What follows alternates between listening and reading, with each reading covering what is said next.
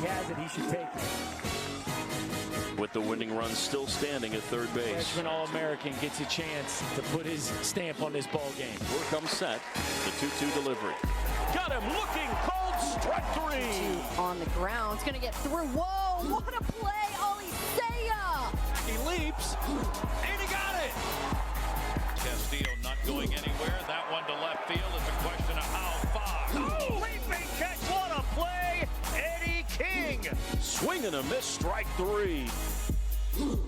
With the 32nd, 29, 26, 10th, the 5th, the 4th, the first pick in MLB draft, the Pittsburgh Pirates select Henry Davis, a catcher from the University of Louisville. For the first time in history, the Cardinals are going to Omaha. For the third time in 8 years, and for the fourth time in school history. And Louisville, for the 5th time under Dan McDonnell, is headed to Omaha, Nebraska. You can't say Louisville and Omaha in the same sentence. A great story.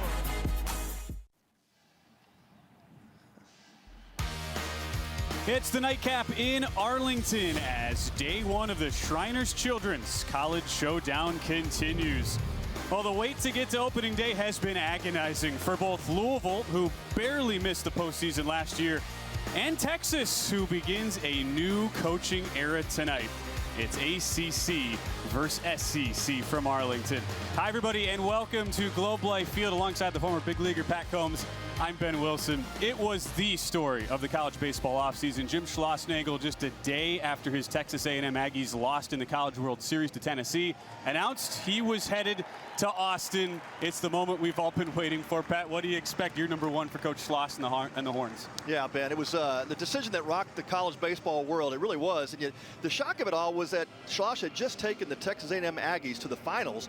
Even though they lost to the Tennessee Volunteers in the World Series, wow, he had a lot of pieces coming back for the Longhorns, or for the Aggies, and all of a sudden he now goes to Texas. So it was quite a decision, but one of the premier college coaches, Jim Schlossnagle, brought teams 6 of the last 10 years to the College World Series. Huge hire for Texas. And it is a marquee matchup when you think about the two coaches. You saw Dan McDonnell for Louisville as well. 41 combined years for the two skippers. As we take a look at our starting lineups, they are brought to you by Shriners Children's. The most amazing care anywhere. Hitting doesn't figure to be the issue, though, Pat, for Texas, a team that mashed a season ago, led the Big 12 in slugging percentage. Now they head on over to the SEC, and it is all anchored by their cleanup hitter, Max Ballou at DH. Yeah, Max Ballou is considered to be a top round draft pick in the Major League Draft coming up, and a ton of power, just a great athlete. A lot of tools on that young player. Ballou questionable with an illness coming in, but he is giving it a go. And as we take a look at the field for Louisville, and we'll get a look now at Patrick Forbes. What an awesome story, from two-way player now to sole pitcher. About to watch an awesome arm. This guy can touch the upper 90s, Pat, as he gets the ball on opening night for Louisville. Yeah, no doubt about it. A lot of buzz about Patrick Forbes, and it comes with that unique story, Ben, you were talking about. You know, he came into Louisville as an everyday hitter, but pitched sparingly, you know, just really as a freshman, as a sophomore, not a lot of innings.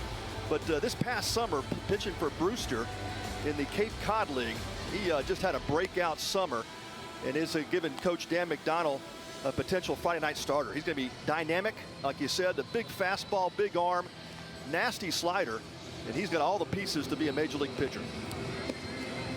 Here's a look at that Louisville defense. That is a big area of hopeful improvement for Coach Dan McDonnell. They were tied for last in the ACC a season ago, made a lot of errors. However, a lot of good pieces back from a team that was projected to finish 9th out of the 16 teams in the ACC. And Coach told us transformation, that's the key word heading into this year.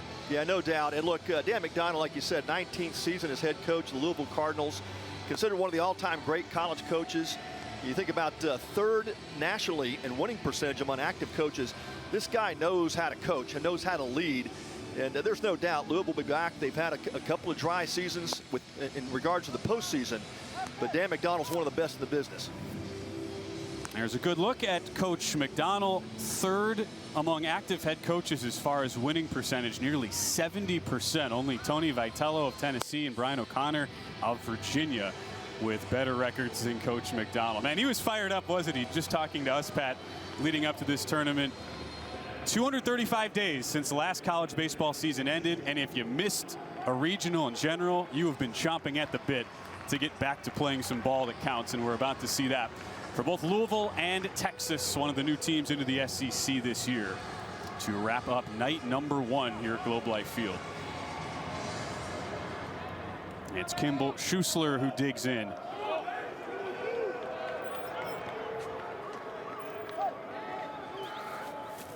Game number 3 underway as Schuessler takes a first pitch strike. Blake Felix calling the balls and strikes tonight, and 2 very crisply played games so far, Pat. 1 runs in each of the first 2 meetings. Clemson by 1 earlier over Oklahoma State 6-5, and then 2-1. Ole Miss hung on to beat Arizona as Schuessler fights this one off foul. It's the old saying, Ben, in baseball that, pitchers typically are ahead of the hitters early in the season. I think we saw that in the first 2 games of this series here for the Shriners Classic, and no doubt with Forbes, the big arm, Texas hitters are going to have to be on time.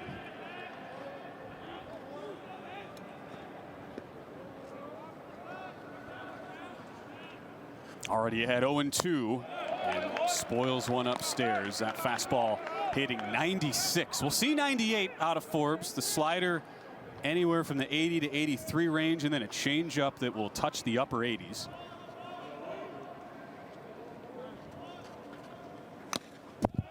Just staying alive is Kimball Schuessler. Coach McDonald told us they really threw Patrick Forbes to the fire last year in ACC play. Talk about getting thrown to the fire against this lineup tonight. Quite the way to start. Exactly right. And we talk about the power arm. Now the question mark for Patrick Forbes is going to be getting him stretched out. That ball was lined to shortstop Alex Alicea for a first out. Forbes will have to be fighting through. How does he push through in innings and really gain arm strength as this season goes on? He has not been stretched out in his college career. And how much will he be able to play off that fastball going to the off speed when he is ahead in counts there? The slider gets the soft line out from Schuessler, and Adrian Rodriguez digs in. You see this a lot. We'll talk about it for Texas. A bunch of former A&M commits. As this first pitch fastball pumped in there for a strike, like Adrian Rodriguez, who then followed Coach Schlossnagle on down to Austin. And it's Rodriguez, highly sought after recruit from day 1. Freshman in the 2-hole for UT. Watches that fastball just missed down low, 1-1.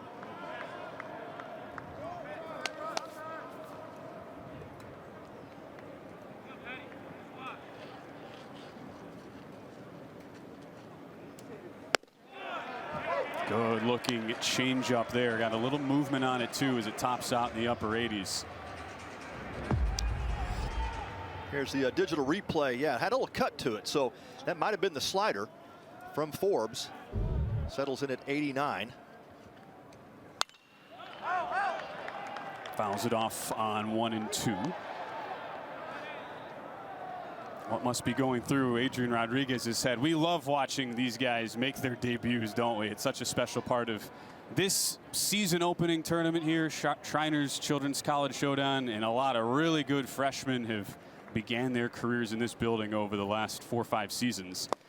As this one pops out of the glove, a swing and a miss, but Matt Klein's there to make the tag, and Rodriguez chasing there on the 96-mile-an-hour heater. Well, that's the pitch that Texas will have to be disciplined against. Powell can elevate with that fastball.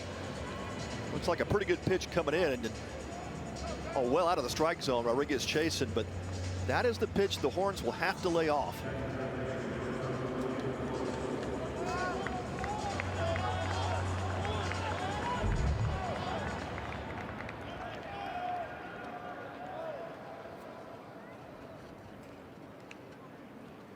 And it's Jalen Flores, the 3-hole hitter, who a lot of folks thought would be drafted very high, would not be a Longhorn this year, but after he was not selected in the first 2 rounds, announced he was heading back to school. First team All Big 12 last year. A huge get for Coach Schlossnagle with a swing and a miss, 1-1. Yeah, absolute gift for him to return to Austin for Coach Schloss. And he just made some great strides last year. And of course, under the tutelage of Troy Tulowitzki, he has become a major league potential hitter. This is a major league potential pitch we're watching right now, Pat. 96, 97, little movement downward. Yeah, it's just an electric arm. And as much as you have to enter squad and scrimmage before the season starts, when the bell rings and you're seeing 97, 98, it's a little bit difficult to adjust to. Misses high and away, 2-2. Patrick Forbes, the Bowling Green, Kentucky native, off to a great start. Soft line out and a punch out in his first year as the everyday Friday night starter. Spoiled foul on 2-2. A former shortstop, Patrick Forbes. He was the #1 shortstop recruit, Kentucky State Player of the Year a couple years ago out of Bowling Green High School. Yeah, not a bad hitter either. He just, got nicked up. He got hit in the hand. He had a lat injury. Really kept him off the mound. And with the last 2 summers, there was a huge discovery with just the elevation of that velocity. Just kept creeping up. Swing and a miss. He can use the velocity. He can use the movement too. The slider gets Flores out in front. What a start for Patrick Forbes as Louisville gets Texas to go down 1-2-3 to start the night.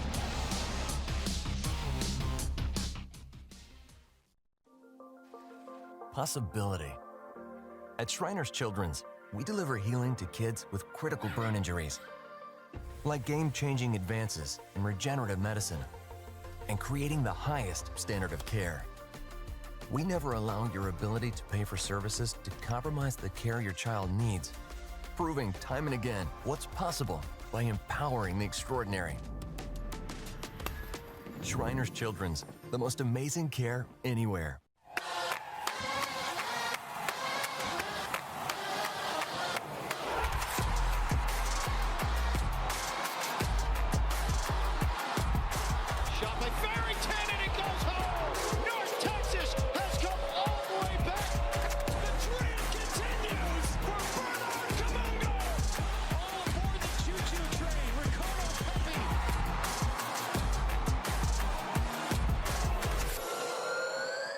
Possible Missions and their dedicated Amegy business banker work together to put the us in business banking by sharing the same values both in the office and out in the community. Now it's your turn with your own dedicated Amegy business banker with banking experience in your industry, because you're more than a customer. We're more than a bank, and together we'll help put your business on solid financial footing with comprehensive financing options, earned interest on your accounts, and yes, by being a true community partner. Here we collaborate. Here you grow. Back in Arlington with a look at the Louisville batting order, brought to you by Shriners Children's, the most amazing care anywhere. Can't wait to watch Zion Rose in the 2-hole led all Power 5 freshman with a .380 average a season ago. You have a couple returners like Zion Rose and Eddie King who will anchor this lineup, but in addition to that, Pat, a lot of really good newcomers, including Tate Davis. Coaches are really excited about him. The freshman makes his debut in the 8-hole tonight. Yeah, Tate Davis, son of former Major Leaguer Ben Davis.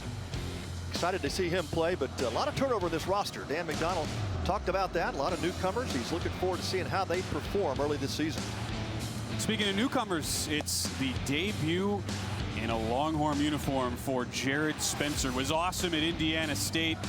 The lefty has a very live arm. We'll see that touch 96, Pat, and that's really the pitch where it all begins for Spencer.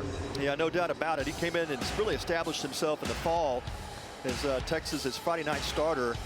That's a big deal. Texas has got a lot of great arms on the staff, but as Coach Schloss said, hey, we've got a lot of work to do in terms of finding out who our top 3 guys are going to be as starters this year. So Jared Spencer gets the call here day 1 to start the season. It faces Alex Alisea to start things off.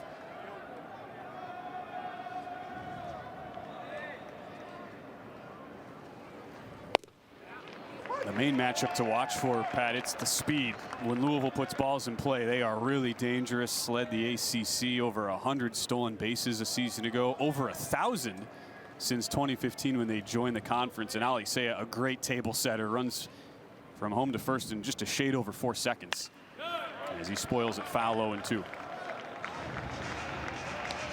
Well, Jared Spencer, of course, the senior, brings that veteran mentality.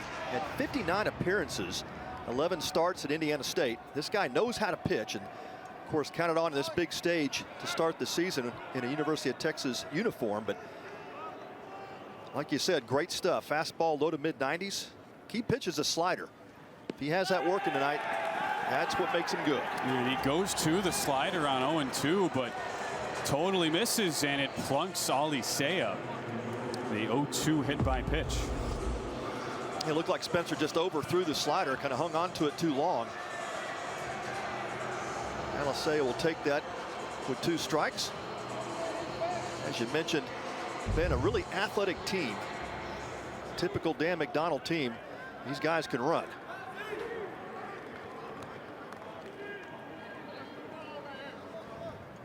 Some immediate stress now, too, for Spencer, facing the best hitter in this Louisville lineup, Zion, on a routine fly ball to right field.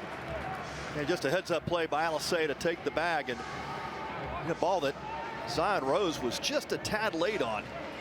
Got the barrel to it, but Spencer beats him with the fastball up in the zone. Great heads-up play by Alisea, takes the base. Good throw from Farmer, but just off the mark.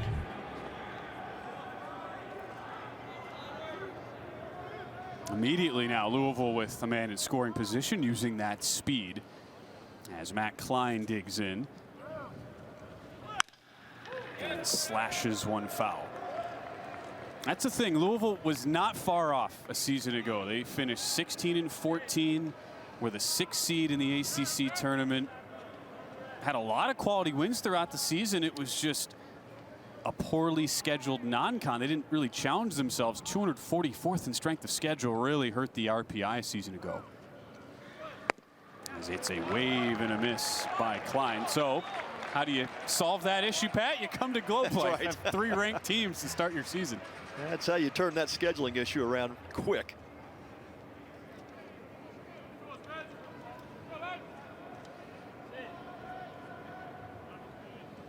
Klein, the Louisville native out of Trinity High School, looks in. Lefty-lefty matchup. Wave and a miss. That's what that slider can do when it's located well. And Klein had no chance there as we take a look at the Texas defense. Yeah, power slider from Spencer, and if he stays on top of that pitch, gets that downward tilt, that's the key for him. He'll sometimes get around that slider, it'll flatten out. You saw that with that pitch he hit Alisea with. That was a flat slider that cut across the zone. That time he gets on top of it, ball breaks down and away off the bat of Klein.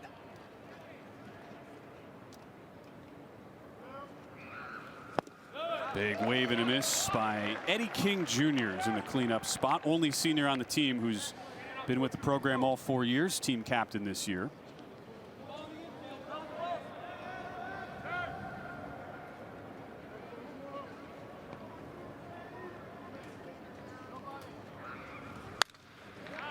Again, 0-2 now, ahead in the count for Jared Spencer as that one spoiled foul. He's done the hard part so far this inning, getting ahead. He has. He's been in attack mode, and that's exactly what Coach Slosh and Max Wiener want to see out of Jared Spencer.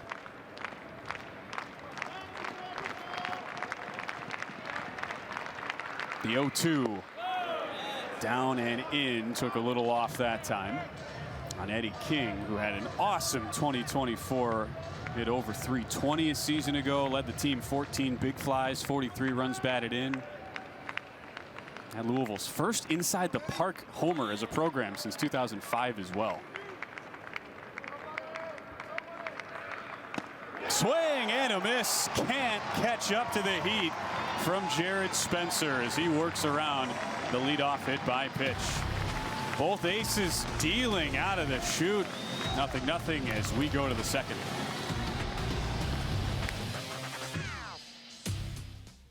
Your piece of land demands the very best equipment. Kubota equipment. The #1 selling compact tractor in the U.S. with professional grade mowers, versatile sidekick utility vehicles, and compact tractors that get it done right. All backed by unmatched dealer support. Talk to your dealer today to schedule a demo.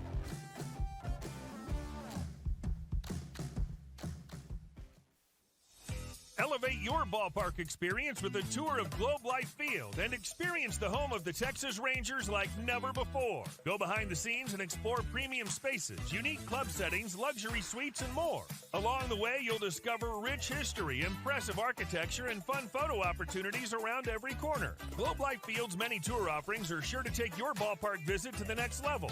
For more information and to book your experience, visit globelifefield.com.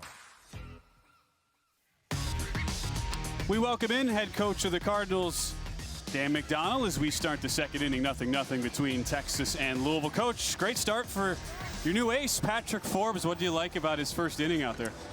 Fastball command, right? Obviously, both starting pitchers are super talented.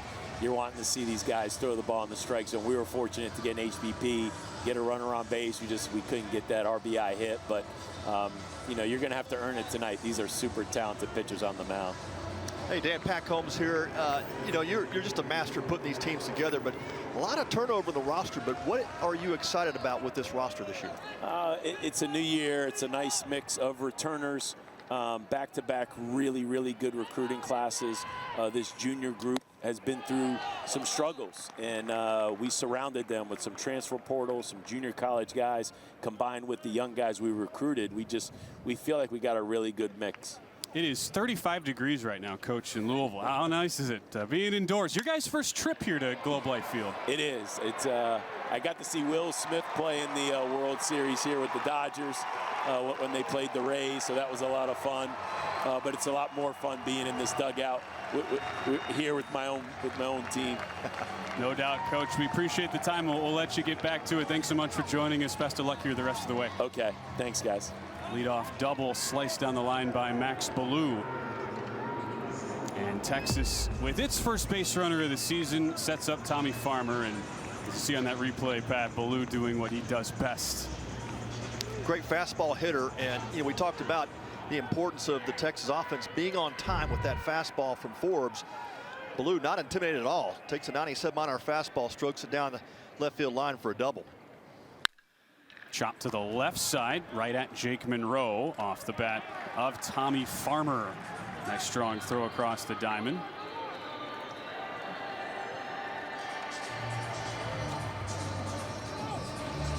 Now, lots of reasons for Coach Dan McDonnell to be excited. We thank him for joining us, and all of our in-game coaches interviews brought to you by Shriners Children's, the most amazing care anywhere.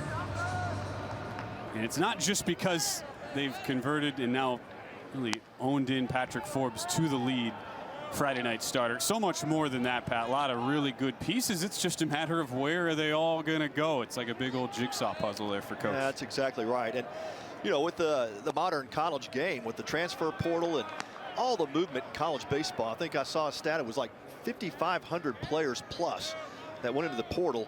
And it's a huge juggling act every year now for these coaches. Will Gasparino, honorable mention all Big 12 outfielder a season ago, takes a slider inside and now serves one the other way, sending King back. It is gone. Gasparino strikes first for the Longhorns.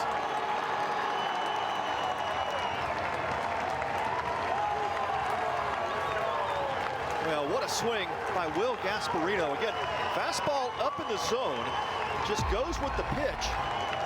You see that ball just outside part of the plate. Gasparino puts a good barrel on it. That ball just continued to carry over the head of Eddie King in right center field. And the Longhorns take the early lead.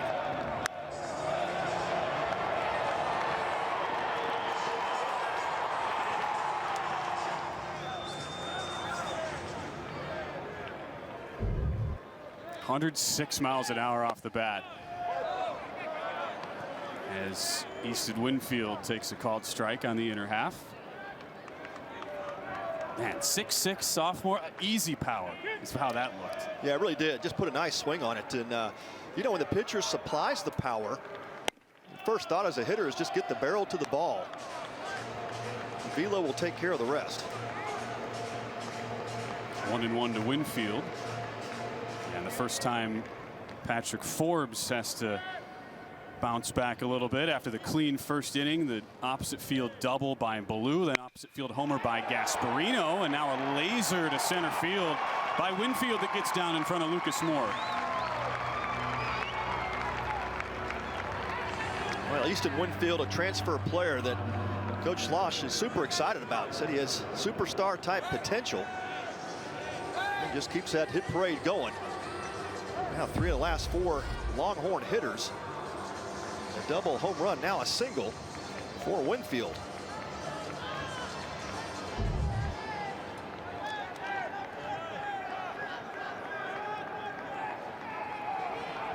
Ryan Galvan in the 8-hole keeps the line moving for Texas. A team that was behind only Oklahoma State last year in the Big 12, 112 home runs. Had plenty of pop. The issue was really the pitching side of things for the Longhorns, who lost in the Texas A&M College Station Regional a season ago with that called strike taken. And that's where all the transition started. Fired their head coach David Pierce, who'd been there for 8 years after the regular season, and were able to then get Jim Schlossnagle, bring him to Austin. And that really started what has just been a carousel here, 235 days. As that one catches a piece, and it's 0-2. Yeah, the Texas lineup, it's got power throughout, up and down. They have certainly put some big numbers up last couple of seasons. Pretty good move there by Forbes. What's really impressive too is you think new coach, mass exodus, transfer portal. Well, 5 of the 9 starters are back for the Longhorns this year.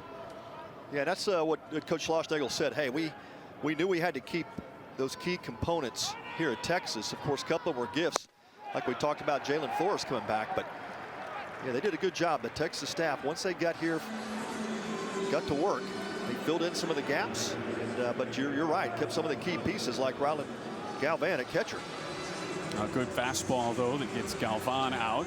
There's a good look at Jim Schlossnagle, who was here with Texas A&M last year. Not in the first weekend, the Shriners Children's Showdown, but was at the Kubota Series. We had that 3rd weekend. Same deal this year, 3 weekends of college baseball, as that might have been a pickoff had it not bounced out of the glove of Tate Davis over at first.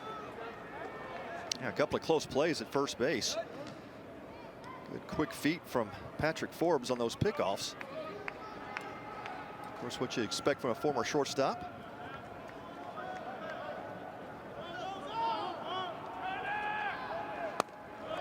Fastball upstairs to Ethan Mendoza. Speaking of guys in different uniforms who were here last year, Ethan Mendoza played against Jim Schlossnagle's Texas A&M Aggies. He was a freshman starter for Arizona State. And impressed Schloss a lot. Ends up transferring to Austin, now starting in the 9-hole. With a fastball on the outside edge, 1-1.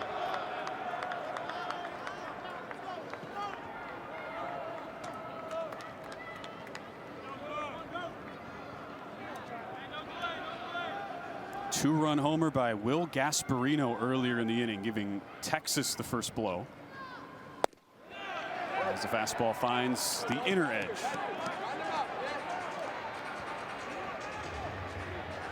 Forbes trying to bounce back. Good location on the last 2 fastballs, and digs in against a very talented freshman who a lot of scouts were comping to Ian Kinsler last year, the former Arizona State Mizzou legend at short. Pretty high praise for a freshman. No doubt. Big pickup for the Horns. Now this is where Dan McDonald wants to see how does Forbes react when he faces some adversity. You know, Friday night starter's got to battle through that. Give up a couple of early runs. Can he regain his composure and extend this game?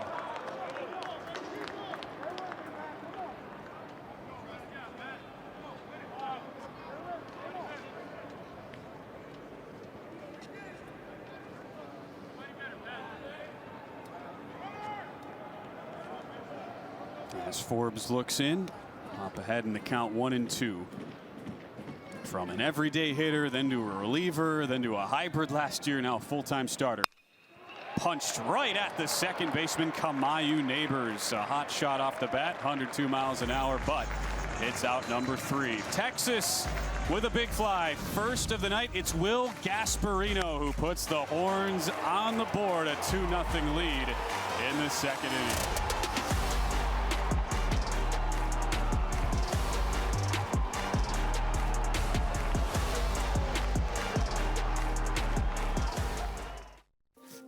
First, at Shriners Children's, the world's most advanced scoliosis procedures are born here. In fact, we deliver access to the world's best doctors for nearly every pediatric orthopedic condition. We're delivering care without compromise is our promise. And kids can just be kids. Because being first always starts with empowering the extraordinary. Shriners Children's, the most amazing care anywhere. There's an old saying, everything's bigger in Texas. Well, let's just say, IndyCar is about to go to a whole nother level.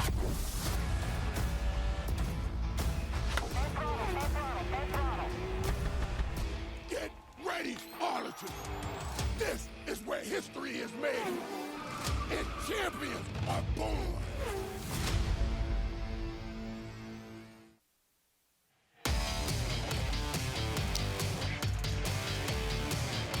That's one happy fan base, Pat Combs. Awful lot of excitement for Texas baseball. Getting to play in the home of the Texas Rangers. Good amount of fans on hand tonight. Night 1 of 3 this weekend for the Shriners Children's College Showdown. And off to a good start as well. 2-0 behind that home run by Will Gasparino in the top half of the second. Yeah, no doubt. A lot of happy Texas fans here tonight. Louisville travels pretty well. And some Louisville fans showing up. We'll see more tomorrow. What a great weekend of baseball here for the Shriners Children's Showdown. A lot of great teams, great competition to start the year for all these teams.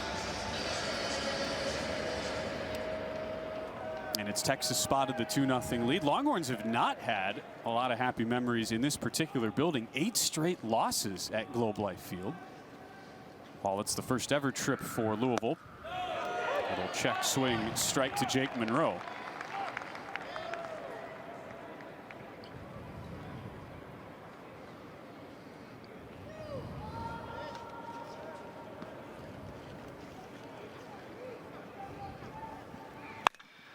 Belts that one to left center, but a little off the end of the bat, hangs up long enough for Easton Winfield to come in and make the catch. We can say 8 straight losses, Pat, in this building for Texas. However, many will point out 2021, you were here. Texas lost all 3 games of the season opening showdown. Where did they end up finishing? I believe Omaha. Right. Exactly right. Yeah, we talk about this every year, Ben. It's, you know, these teams that come, they know this is a tough start to the year. You're having to, really get ready for 3 different teams, 3 different days.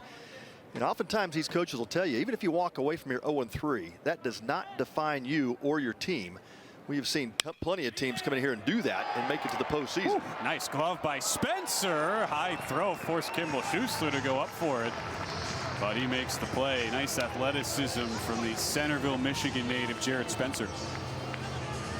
Well, nice job by Schuessler at first base as well. And you sometimes anticipate as a first baseman the ball back to the mound, you're going to get a nice easy throw. And you saw there where Spencer was actually throwing uphill off the side of the mound. That ball just took off, and Schuessler did a good job of getting up and getting back down on the base before Lucas Moore arrived.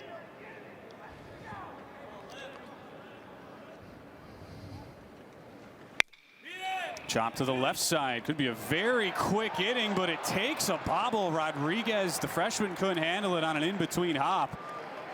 And with Louisville attacking just the 4th pitch in the inning, Lippy reaches with 2 outs.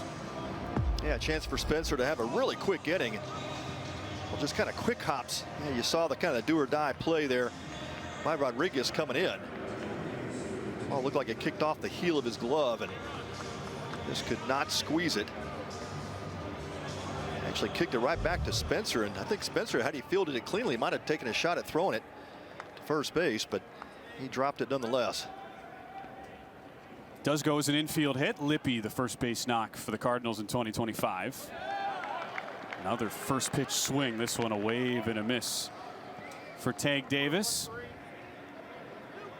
You know, I saw his headshot, Pat, and I saw a couple videos of him hitting, and I said, that looks a lot like Ben Davis. And then I realized, right. Oh, wait, yeah, Ben's his dad. There you go. It's funny how that sometimes works perfectly. No doubt where the gene pool is on that guy. Ben Davis, the former big leaguer, now works in the broadcast booth with the Philadelphia Phillies, team you came up with, Pat. Yeah, Davis from the Philly area. I think it was from, I think correctly, Malvern area. Malvern prep for the 6'4" freshman Tag Davis. Behind in the count 1-2. Yeah, second overall pick. I want to say back in, yeah, I'm going to miss the year there, but it was San Diego. I know that. With the slider low and outside. As long as you remember your year that you were drafted, Pat, that's all that really matters. That's right. Well, big things ahead for Tag Davis, and you know, as a freshman in a Power 5 program, you crack a lineup. That says something. Against a lefty, no less. 2-2. Swing and a miss. Blocked well by Galvan. The easy toss down to first. Jared Spencer works around the 2-out infield single. It's back-to-back clean innings. Texas on top 2-0 over Louisville.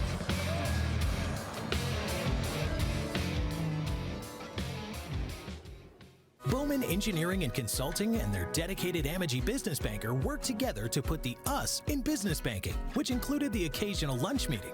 Now it's your turn with your own dedicated Amagi business banker with banking experience in your industry, because you're more than a customer. We're more than a bank, and together we'll help put your business on solid financial footing with comprehensive financing options, earned interest on your accounts, and yes, planning sessions whenever you need them. Here we collaborate. Here you grow.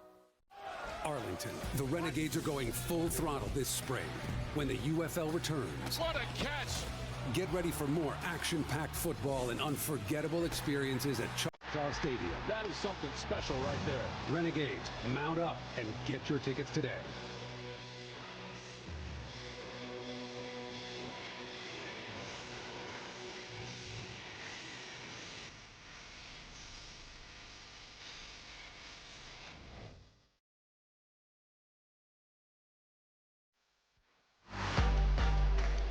Back at Globe Life Field in Arlington, where 6 remarkable kids have each teamed up with a participating university for the Shriners Children's College Showdown Team Fundraising Challenge. And all weekend long, teams will compete to see which fan base can raise the most money in support of Shriners Children's. Scan that QR code on your screen or visit shrinersshowdown.com to donate in honor of your favorite team today. We're already up to about 75,000, and we are not even done with night number 1. Texas and Louisville in the nightcap. 2-0 Longhorns as we go to the 3rd inning.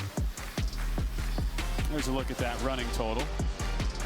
You're always supposed to round up, Pat. Yeah, that's what I'm doing here. We're basically already to 75. We'll eclipse that shortly.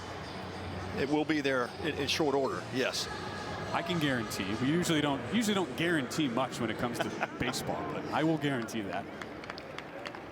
I love the perspective that this tournament brings. The players will tell you, the coaches will tell you, it's playing for something more than just a baseball game. Kimball Schuessler back up the middle. Diving stop. Great effort, but not in time to beat the fast-moving Kimball Schuessler despite Alex Alicea's efforts. Yeah, great job by Alicea just to even get to that ball. Looked like it was headed up the middle cleanly, and he cuts it off, but no chance with Schuessler out of the box. Nice job anyway by Alicea, flashing some leather and quickness getting back to his feet.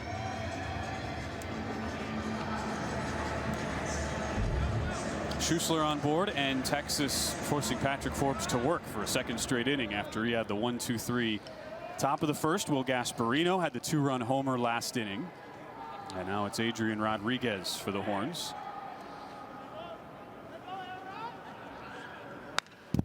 immediately hacking after he chased a fastball at about his head to strike out in the first. Well, you're seeing the adjustment by the Texas hitters. That first inning, you saw a more patient first 3 hitters, resulted in a couple of strikeouts by Forbes. That second inning, last inning, there was a lot of aggressive swings. Ballou to get the inning started. Of course, Gasparino with the home run, but Texas hitters coming up there looking for a pitch early in the count. They're hacking. You wonder what the heart rate is right now for Rodriguez. So much anticipation for his debut. Struck out in the first. Had a misplay in the field, even though it didn't go down as an error in the last inning. Would love a good pitch to hit as he watches a changeup miss down and away. Good hitters count now at 2-1. It really fits the overall philosophy that Jim Schlossnagle has. You know, he wants patient hitters, but he also preaches when you get your pitch, put a good swing on it. But Texas hitters not afraid to take walks. Works the count to 2-2 after the foul. It's a big challenge too for Patrick Forbes. Not a guy who is used to going multiple times through guys' order. And with the coaches for Texas looking on, we've seen that adjustment, as you were pointing out already, with the throw over to first.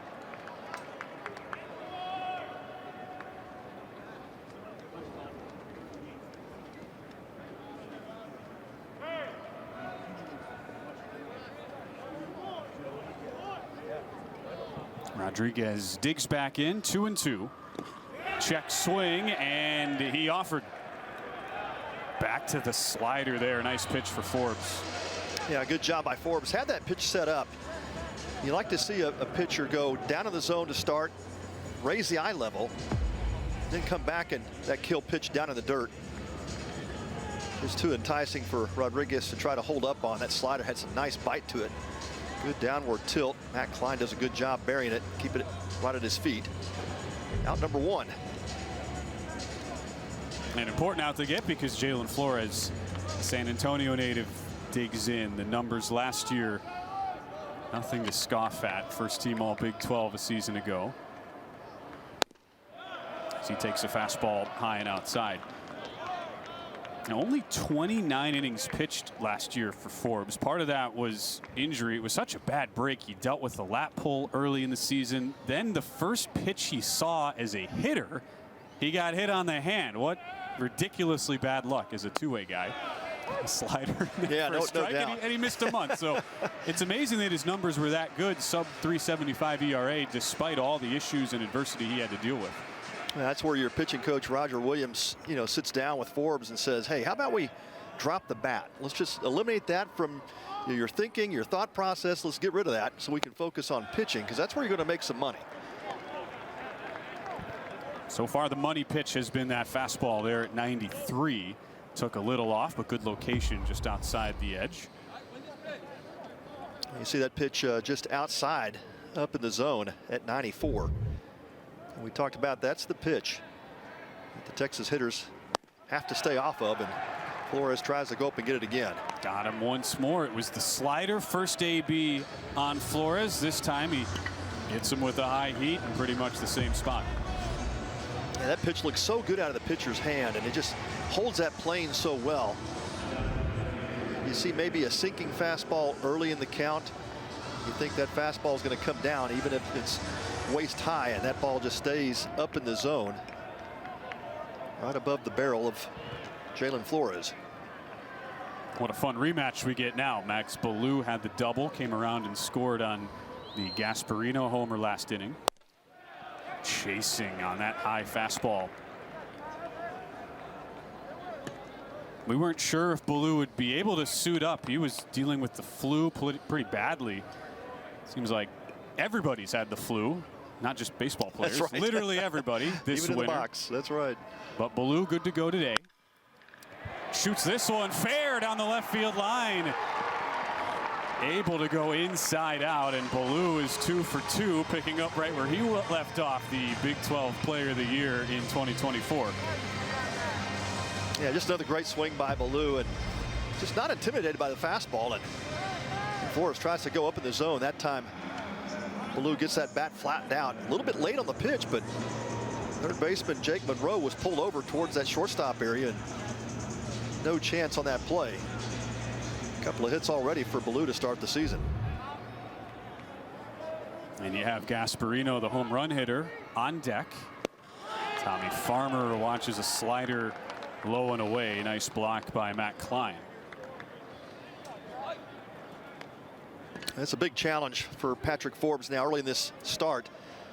Already behind 2-0. He does not want to face Gasparino coming up on deck.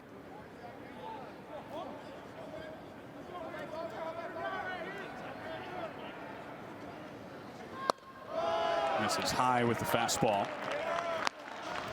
Farmer didn't get much run a season ago. Real testament to his development in the offseason. Now a sophomore from Santa Monica, California. When you have 5 returning starters, so much talent in Austin in the cage to crack the opening day lineup. Really impressive for Farmer, and he's in a very important spot in the lineup.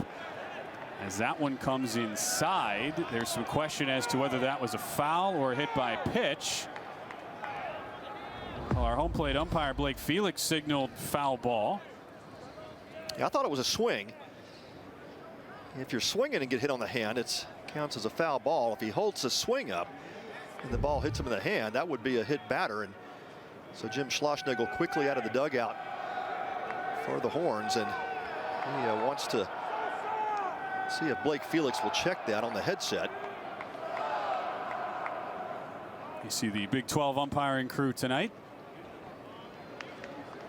They are going to accept the challenge. So that will be a challenge coming from the Texas dugout. It's a big decision here. Did the ball hit his hand, and did he not swing? That's going to be the question as they go to replay. Blake Felix, Mike Morris, and their crew will take another look at it. Well, Coach, about to not be 0-0 anymore. Going with the first challenge as the Texas head coach. And Coach Schlossnagle, super familiar with Globe Life Field, this region, longtime TCU head coach. We'll talk about that in a little bit. Here we start to see some of our replays.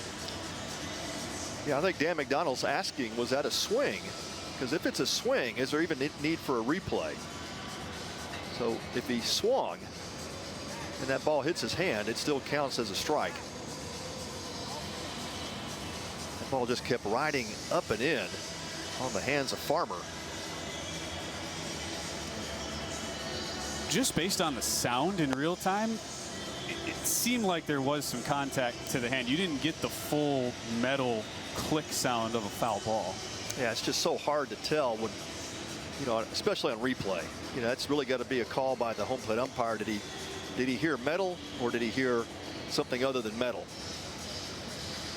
Call on the field was a foul ball.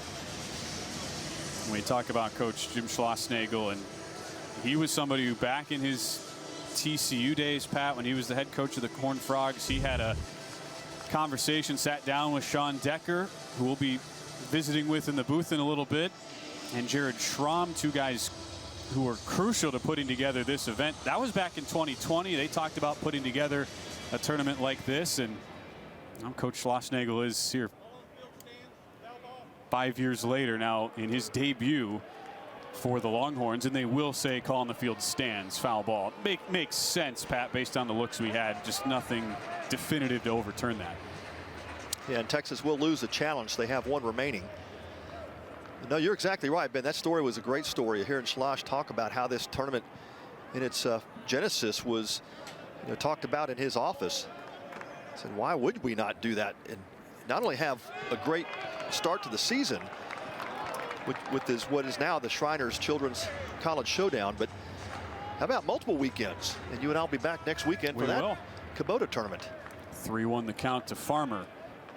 What a big moment this is. Louisville already in a dangerous spot, down 2-0. The man who made it 2-0, Will Gasparino, is on deck. And a 3-1 count, 2 outs. Outside, ball 4, and they're loaded for the home run hitter from LA.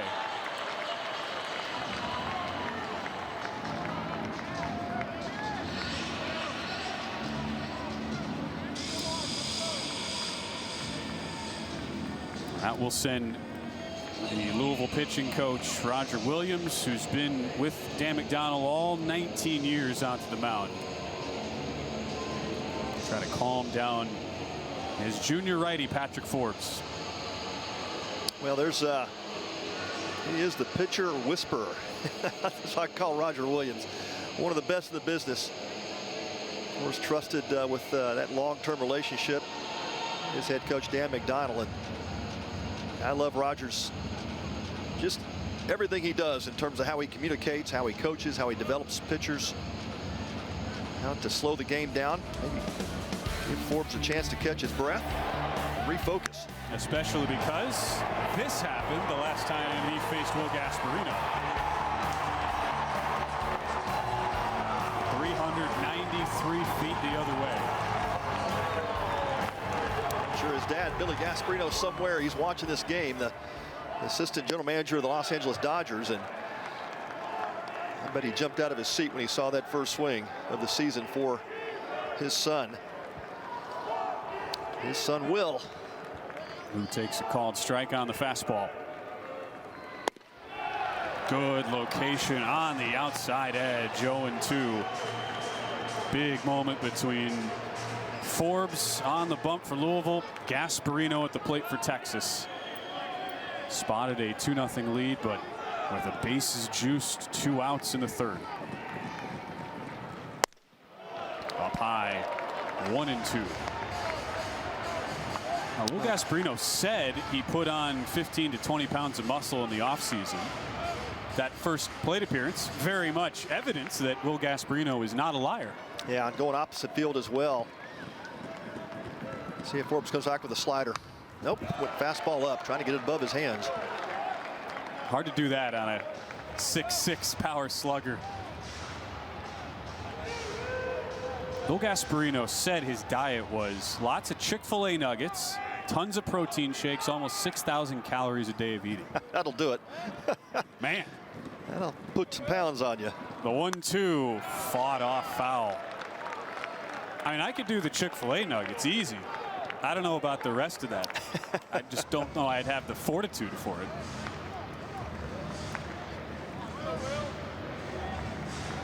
Well, power on power at the moment. Forbes with a couple of shakes. See if he goes right back to that fastball. The 1-2. Swing and a miss. Forbes gets his revenge and works out of a big jam, stranding the bases loaded. 2-0 Texas on top. We'll visit with the head coach of the Horns, Jim Schlossnagle, when we return.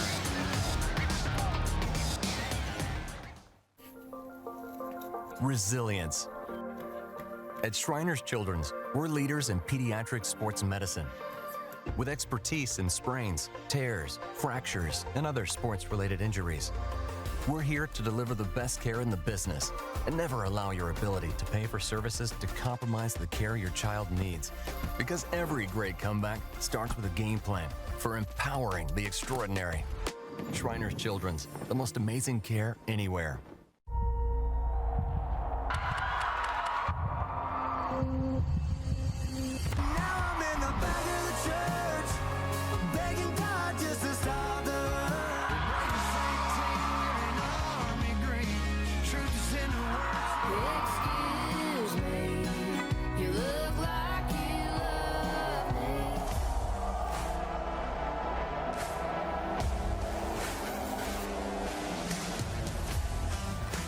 Naylor Industries and their dedicated Amegy business banker work together to put the us in business banking, focusing on their business needs with lightning speed. Now it's your turn with your own dedicated Amegy business banker with banking experience in your industry. Because you're more than a customer, we're more than a bank, and together we'll help put your business on solid financial footing with comprehensive financing options, earned interest on your accounts, and yes, a banking partner who is just as invested in your growth as you are. Here we collaborate. Here you grow.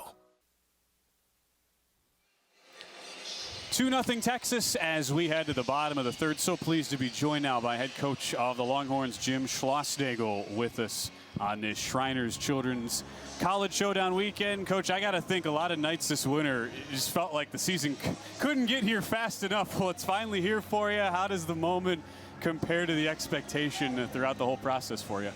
Yes, certainly. Everything's better when you're on the baseball field. You know, That's right. There's plenty of chaos away from the field. But you know, once you get on the field, then it's just baseball. So it feels good to be out here.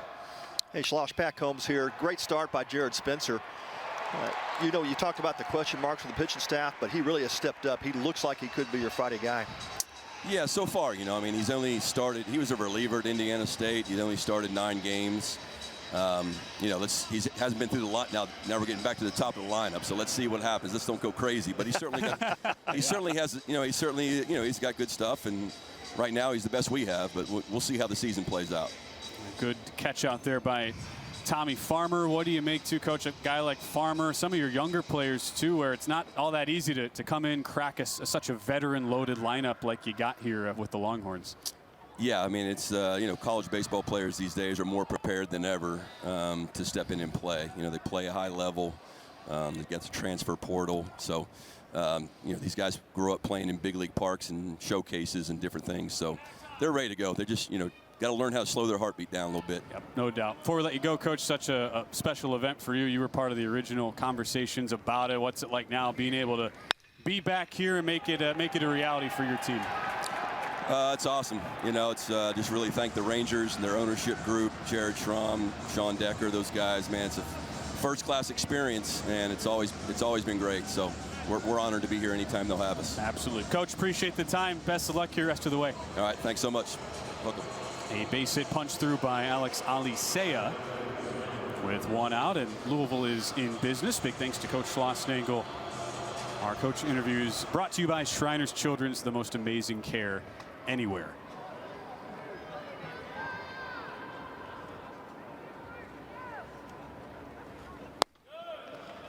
Change up high and away to Zion Rose. 235 days, Pat. I'm sure it felt like a lot longer at times for Jim Schlossnagle. Oh, no doubt. To deal with everything. No doubt.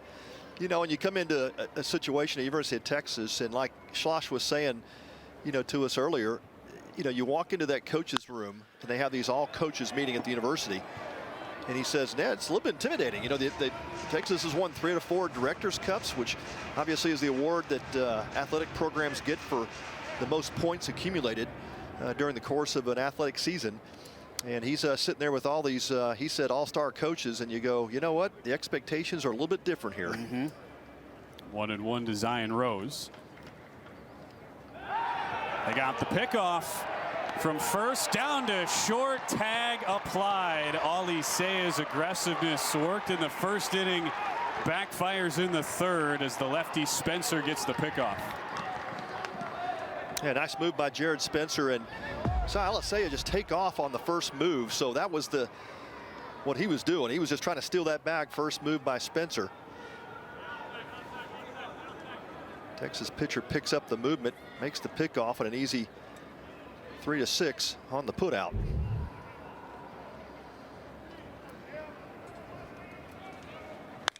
High pop-up off the bat of Rose. Into foul territory. Schussler has just enough room to make the catch. Goes from a potential sticky situation for Spencer on the mound to 3 retired. And we reach the end of the third. Texas on top 2-0. Nightcap on day 1 of the Shriners Children's College Showdown from Arlington.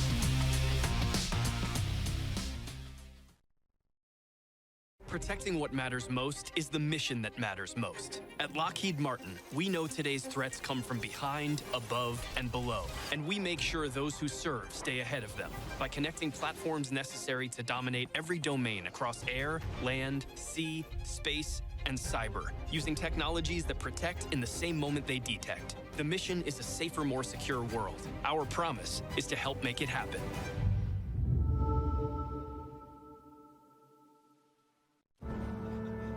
Sometimes you just need a little wonderful in your life. So why not go to a place made for it? Arlington, Texas. It's a city made for fun and excitement and all the things you love to do. And even some things you didn't know you loved until you came here and found them. Come see for yourself why Arlington is a world of wonderful.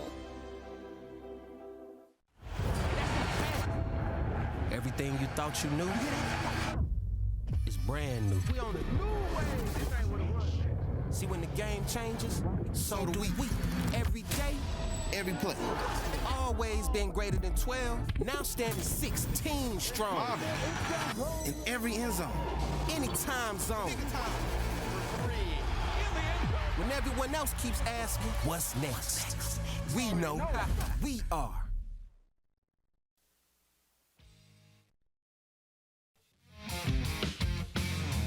It's the nightcap, night one of the Shriners Children's College Showdown. Good game so far between Texas and Louisville. We've name dropped him a bunch, so we figured we got to have him up in the booth with us. It's Sean Decker joining us from Rev Entertainment. And Coach Jim Schlossnagel, he didn't want to put the headset down, Sean, talking all about his great relationship with you and Jared Schramm. But congratulations again. We're back for another year, and great to have you with us here. Yeah, thanks for being here. This is always a really special start to the season, and we appreciate all that you guys do.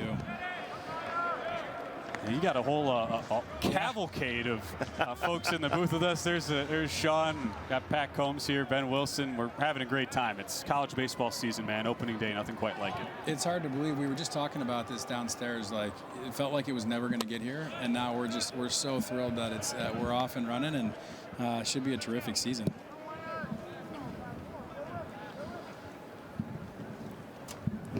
One and two count to Easton Winfield starting this top of the fourth, as he swings and misses the high heat from Patrick Forbes.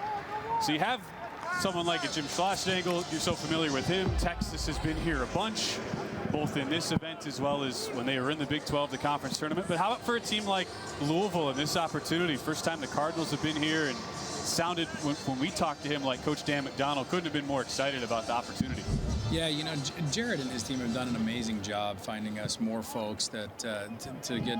We want all the best teams in the country to be here and be a part of this. And as we continue to expand and play 3 weekends of baseball every year, and hopefully more coming, you know, we want to get them all here. And it's as you guys know, it's crazy in baseball, right? We're booking through like 2032 right now. That's right. It's like college basketball. Wow. I feel like they're still making their schedule for next year, but on the baseball front, it's way out. So trying to get ahead of that, and Jared and his team have done a terrific job.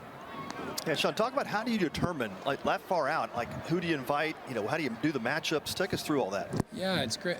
It's a great question. I mean, I would love to say that, frankly, what we're doing, right, is it's a giant jigsaw puzzle that the guys are talking to the top 50 programs in the country and saying who's available when and how is that here and what makes a compelling tournament. And then you look at geography and how many folks, you know, what draws attendance, how do you get the right matchups. Realignment keeps it super interesting.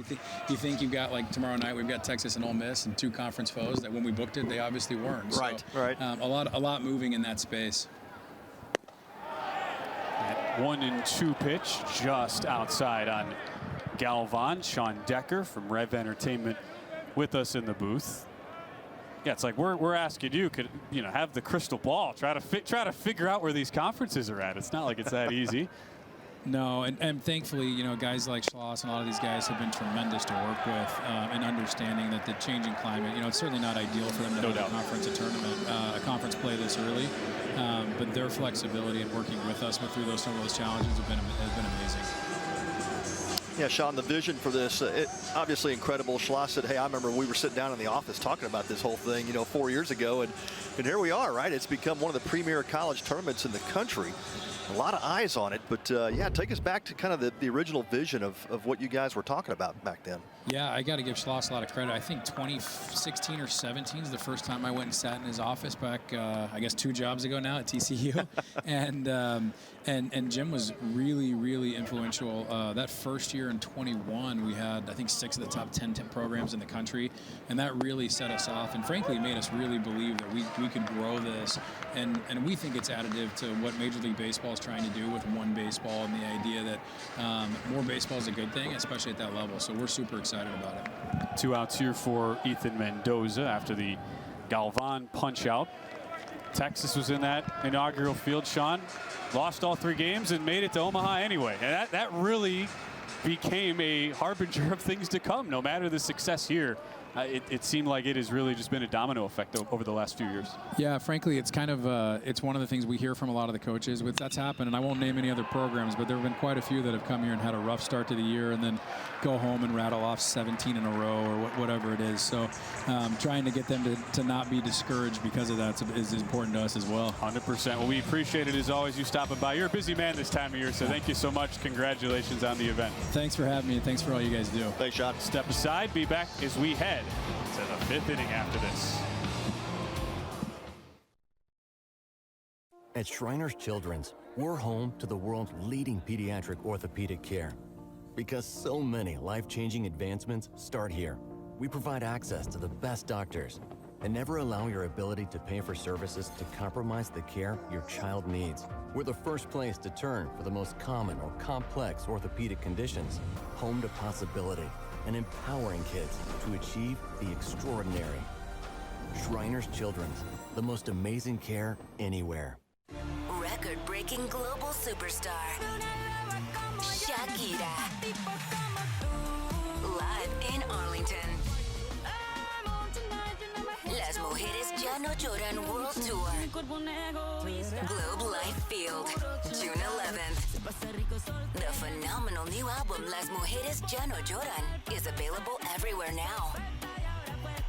Get tickets now at Shakira.com. Yeah, winning a policy. Thank God for $1 of prophecy. Lot of pressure. I am a prodigy. Everybody inside of the stadium tell me they proud of me. Shot in public, training privately. Homer, straight to the balcony. Building muscle, I never can bother me. Texas Rangers together, we by the team. Go man, this is the dog in me. Still a game on the road, it's a robbery. Stand on base, going strong, no apology. Corey Seager might give it to raw. Like I see it, the shit in my arm.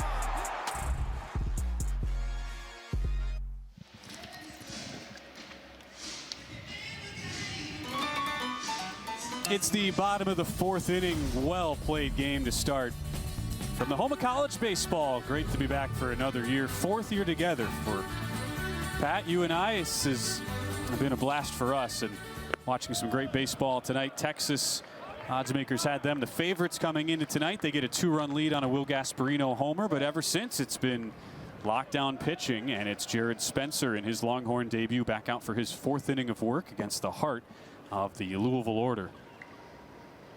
Yeah, been a great run, Ben, and always enjoy being with you, especially on Valentine's Day. Although you've got your Valentine with you, so that's good news. My Valentine is here. That's right. You were excited about being my Valentine, and I had to break the bad news to you. You broke the bad news. My actual Valentine was going to be in the building. She's having a great time. Who wouldn't love being at Globe Life Field Friday night, kicking off college baseball season? Wave and a miss to make it 1-2 on Klein. Now you would think a lady who marries a ball player would enjoy coming to a baseball game on Valentine's Day, but my wife would have none of it. That's a shocking development. I can't believe that. Really. A little excuse me poke to the right side, fielded on a couple hops and handled well by Mendoza, who was mostly a shortstop as a freshman at Arizona State. Nice play from the right side of the diamond there. Yeah, nice job by Mendoza coming in on the ball. Had to take it on the short hop. Matt Klein, pretty good runner. Oh, he stumbles out of the box. So one of the rule changes this year is that green base next to first base, that is the runner's bag. Try to cut down on some of those injuries at first base that occur when runners and first basemen collide. But, great job there, Mendoza to Schussler for the first out. Wave and a miss on the changeup to Eddie King. Whether it's Texas or Louisville, a lot of aggressive early count swings so far. Yeah, you're seeing guys that do not want to get down on the count to either pitcher, Spencer or Forbes. Saw Texas make a bit of an adjustment. Became a bit more aggressive in that second inning. It certainly paid off for the 2-run lead. Now Louisville trying to figure out Jared Spencer. That catches the outside edge. Good slider, 1-2. When Jim Schlossnagle was hired by Texas, it happened very late in the transfer portal process. There were only 5 days left. The first call they made as a staff was to Jared Spencer, and he actually committed without even taking a visit to Austin. swing and a miss. Pulls the string on King and gets him down on strikes for the second time. Yeah, best changeup delivery we've seen from Jared Spencer tonight. This ball just tracks down in the zone. You saw the downward movement to it as well. King swings over the top of it, well out in front. Really nice pitch to finish off the sequence against Eddie King. And that persistence seemed to have paid off for that Texas coaching staff and their young pitching coach Max Wiener, who was on the Forbes 30 under 30 coaches list back in 2023. Fastball on the inside edge here to Monroe. And that's really what sold Spencer on coming to Texas. He wanted to work with an up-and-coming rising star in Max Wiener. And give credit to this Texas staff. They made it happen, even though Spencer had just been drafted a couple days prior in the 14th round. Yeah, that were the variables that Schloss talked about. He said, you know, to get him on campus was really a kind of an act of God. You had the draft going on, you had the transfer portal in play. Then to try to get him into college, especially at University of Texas, he said it's very difficult to get seniors in as transfers at Texas. And he said it just really took kind of a minor miracle to get Spencer here and on campus and on the roster. Misses upstairs with a fastball on 0-2.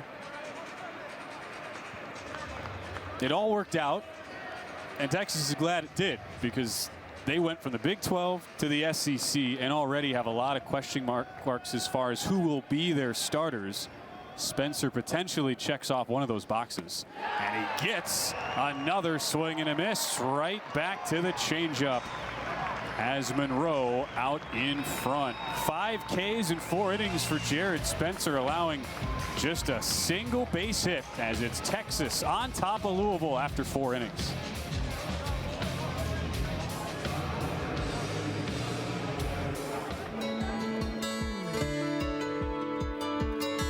Today we're here to introduce one of our patients, Gloria, who is a burn survivor who had significant burns, and Gloria will share her story with the University of Texas baseball team. Hi, I'm Jim. I'm Gloria. Got burned when I was 6. I had gotten gasoline on my hands, and so I wiped it off on my dress. The fire caught where I wiped my hands off, and so I immediately flew up in flames. I was a wreck. All I could think is, she's not going to survive this. She's only 6. And then we get to Shriners, and it wasn't an hour before I felt like they're going to save her. Such an honor to meet Gloria. The thing that just jumped across the table was her confidence, her courage. Obviously, she has physical scars from a burning, but it's been 11 years, but it looks like she's well beyond that now, and now she's made that her purpose. Went to the hospital. Shriners saved my life. We're so proud to have made a big difference in her life, regardless of her family's ability to pay. We do it because we love to do it. To know that there's an organization out there like Shriners, it's a great opportunity to share the stage with an organization that just really cares about the kids. It's amazing and puts a lot of things in perspective.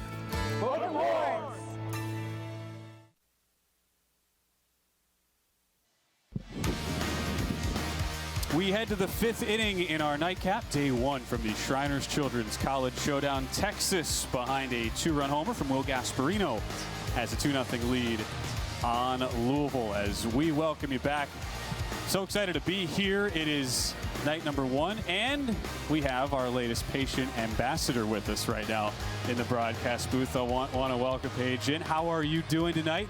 Thank you so much for being brave enough to stand between Pat and I. First off, that's a big accomplishment in its own right. Absolutely, it's been great. I mean, I love the baseball, and it's definitely been good today. Even get the assist from Pat right there. That's what we're here to do. It's want to make sure we hear Paige. She's the most important person right event, now. Yeah. No, it's great to have you here, though, Paige. Tell us a little bit about your story. That's part of what makes this weekend so special in general. Absolutely. So when I was 8 years old, I was diagnosed with Stevens-Johnson syndrome, TENS, which is toxic epidermal necrolysis. And that is the worst form. So essentially, I had an allergic reaction to a medication where I burned from the inside out 80% of my body. So they treated me like a typical burn patient, and within 3 months, I was able to learn how to read, write, all of the things, see again. And truthfully, without Shriners, I wouldn't be here today. Wow, Paige. Now, how old were you when this occurred? I was 8. Man. 8 years old, yes. So Shriners has been a part of my life for a big portion.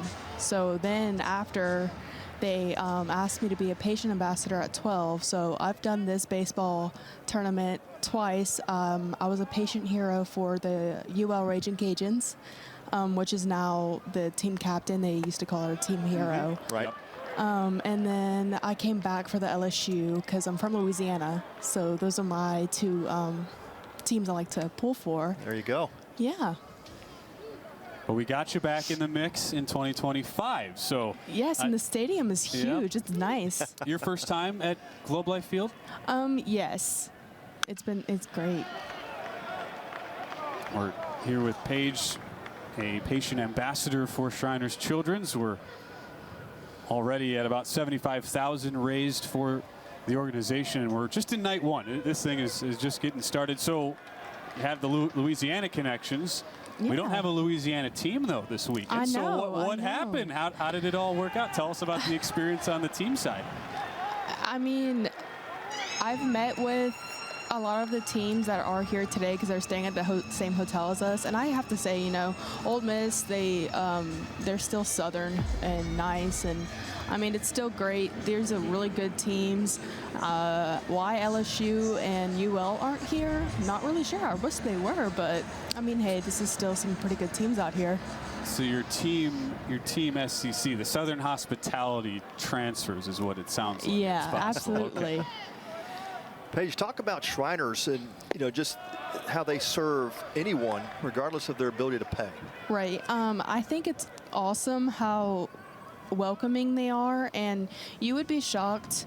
I think a lot of people think, oh, it's free of pay, it's not going to be top-notch care, but that is truthfully not true at all.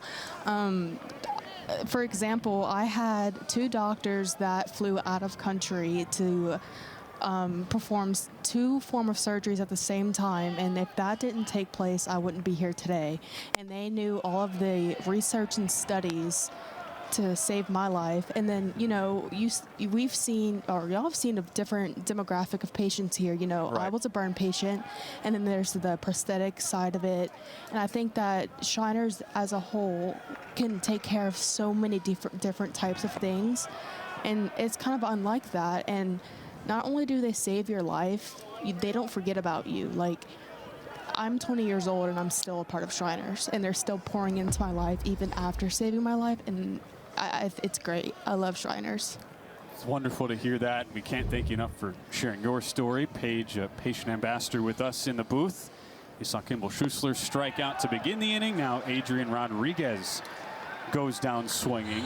So it's been 12 years. I mean, to talk about 60% of your life that it has been focal to your story. It's something that so few percentage of 20-year-olds have had to go through. What do you as you're college age now, what do you tell people who ask about what you've gone through, and how has your journey helped try to raise awareness about that for something that a lot of people have not had to go through at such a young age?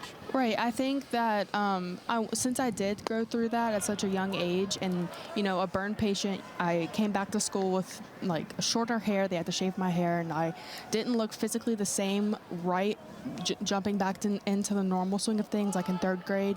So I kind of went through some bullying, which then only built more confidence in myself once I finally got through it. And now I'm like an advocate for anyone that's getting bullied, no matter what the age is. I always feel like I have some good, motivation, and just don't listen to it. And then also maturity-wise, I feel like I'm way more mature. And then also just having that drive to keep pushing forward, and in school and your mentality, and to not give up, all of those things. I just feel like even though I went through hell and back literally at 8, I'm here today thriving. And if I had to go through it again, honestly, I probably would, because I feel like I've conquered life already, and I'm living my best life. Yeah. Great stuff, Paige. What a great ambassador you are. Thank you for being here with us. And thank you. Yeah. What a story. the fact that you've accomplished so much, and now, you know, you're living your best life. You've got everything out in front of you now. It's wonderful to hear as we see Jalen Flores strike out. Paige, can't thank you enough for sharing your story, for being a part of Shriners, and for joining us today in the booth. Enjoy the rest of the weekend here. Thank you. I love me some good with baseball. No doubt. Big thanks to Paige for stopping by. We'll come back halfway home in the nightcap. Texas still on top, 2-0.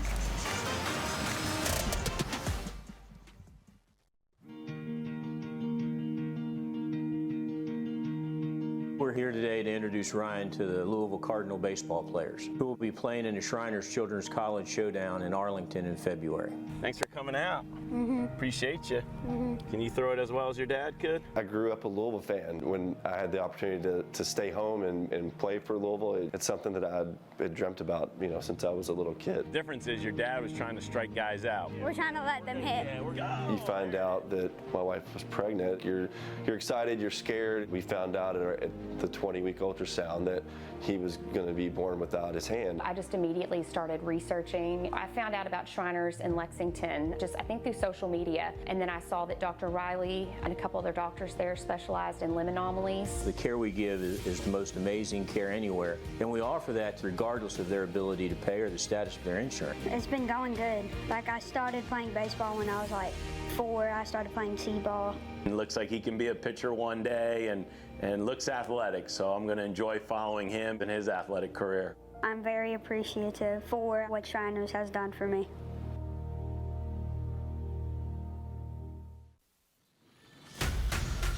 (2-0) Texas as we welcome you back to Globe Life Field. And a reminder, the Shriners Children's College Showdown unites athletic excellence and the most amazing care anywhere. Shriners Children's is dedicated to improving the lives of children around the world.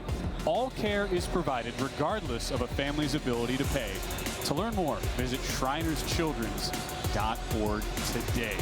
We can't thank Paige enough for joining us in the booth, sharing her unbelievably inspiring story, and that is as much as the focus on the field is about the baseball, Pat, kicking off the season. That's really the best part for all of us, and to be inspired to help raise money for a great cause. Yeah, no doubt, Ben. I mean, it's an incredible organization, and the amount of kids that they help, you know, not only, like Paige said, save their lives, but then continue that relationship on. And just an incredible organization. If you haven't given yet, I just encourage you to do that. We're approaching $75,000 in gifts.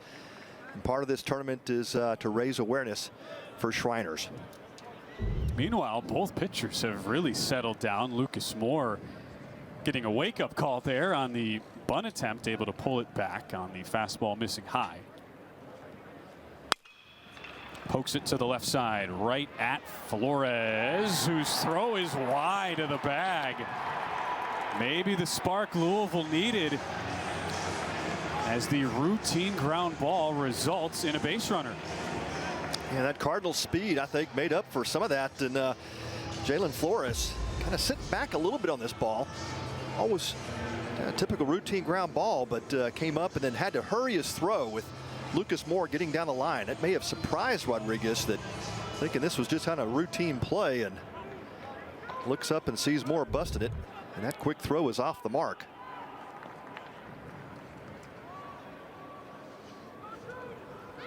Brings up Michael Lippi, who takes a fastball just low. For as amazing as a prospect as Jalen Flores is, and every indication is he will be drafted pretty high in 2025, that was the big struggle for him. Booted a couple balls in the NCAA tournament and regionals last year, and it's an E6 to start this bottom of the fifth. Yeah, first error of the ball game, and a little bit uncharacteristic of Flores, but it happens. If you're Louisville, you'll take it. Anything to get some life going on the base paths. They need a spark. They certainly do, and they got some speed at first base and more. Bottom three of the lineup coming up. Ball misses inside. One and now 2-1 on Michael Lippi. Well, Jared Spencer has been good, and last inning in the fourth finished off with a couple of strikeouts, 2 changeups. He had not thrown the changeup too often. Pulled the string nicely. Just that third pitch now in the repertoire for him. That'll make a difference. It's the chopper to the left side. 5-4-3. Spencer immediately helps erase the E6 on the twin killing. Yeah, just a nice routine two-hop ground ball to Rodriguez. He starts the front end of that double play over at Mendoza and Schussler, and Texas makes it look easy on the defense. Well done. Good turn there by Mendoza. Jared Spencer certainly looks like a guy that could easily be preparing to report to minor league spring training in about a week. Instead, he's here one more year, presumably at the college level, and absolutely dealing. Well, the stuff is there. You know, with 12th round draft pick, there was no doubt that when Max Weiner and Jim Schlossnagle talked to him and said, hey, we think you can improve that draft status, and there is no doubt about it. The stuff is there. We talked about the low to mid 90s fastball. The slider has been working. He's staying on top of it nicely tonight. And that changeup, that third pitch, that's the key pitch for him now going forward. He can maintain 3 pitches, throw them for strikes. Those left-handers tend to climb up in the draft status, and he'll be a much higher draft pick than 12th round this year. Davis holds off on 0-2 after the fastball changeup combo to get in front of the count. 1-2 to Davis. They're really high on the big 6'4" lefty in that 8-hole in the lineup for Louisville. Yeah, Davis just could not pick up the spin on that slider his first at bat. Swung at a couple of those sliders in the dirt. See if Spencer goes right back to it.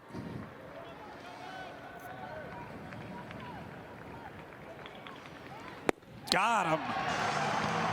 No answer for the fastball of Jared Spencer. 6th strikeout. Just 49 pitches to get through his first 5 innings of work, and Texas, they found somebody in the transfer portal. Jared Spencer in his debut, helping the Longhorns stay in front 2-0 as we head to the 6th.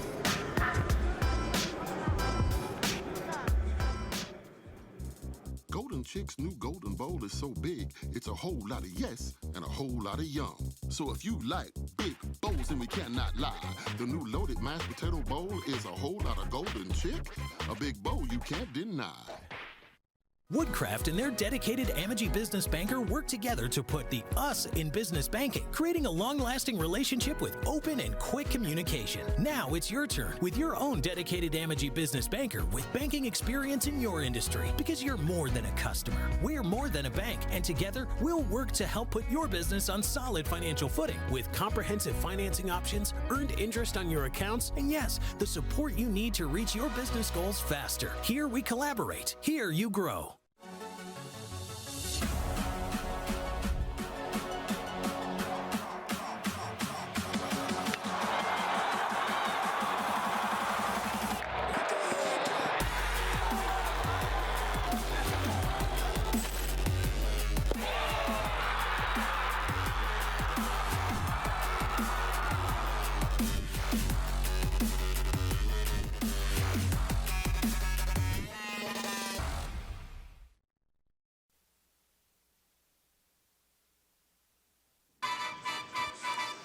We head to the 6th inning, a 2-0 lead for Texas. A reminder, the Amegy Bank College Baseball Series presented by Kubota is bringing the heat to Globe Life Field next Friday through Sunday. 4 powerhouse programs, Arkansas, TCU, Michigan, and Kansas State, are set to battle it out in an epic early season clash. Don't miss your chance to see some of the nation's top teams go head-to-head in high-stakes matchups that will set the tone for the season. Pat, you and I will be back next weekend.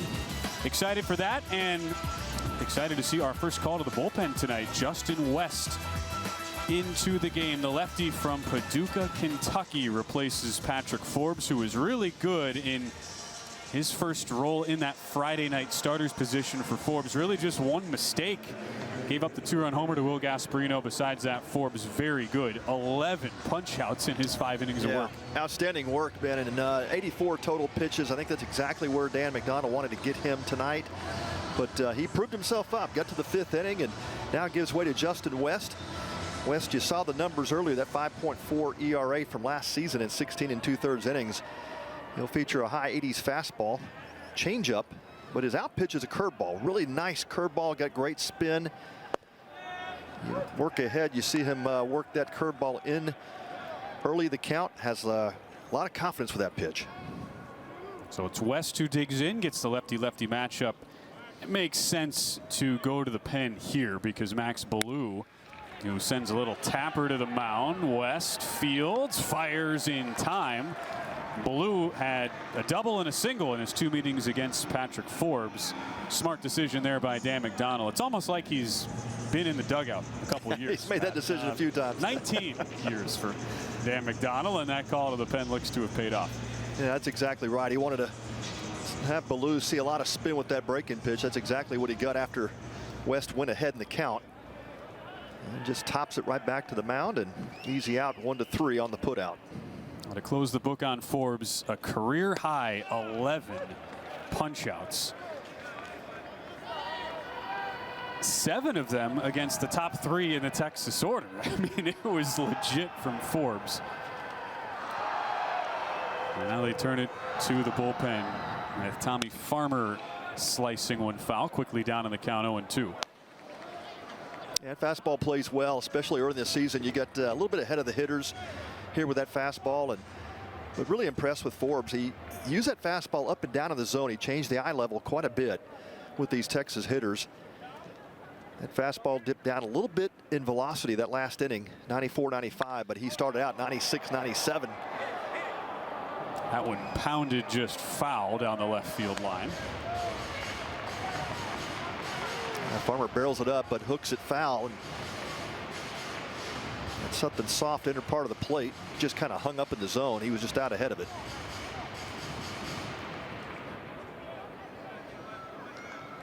Dan McDonnell, Louisville head coach, looks on. His team down 2-0. The 0-2 well outside on a curveball.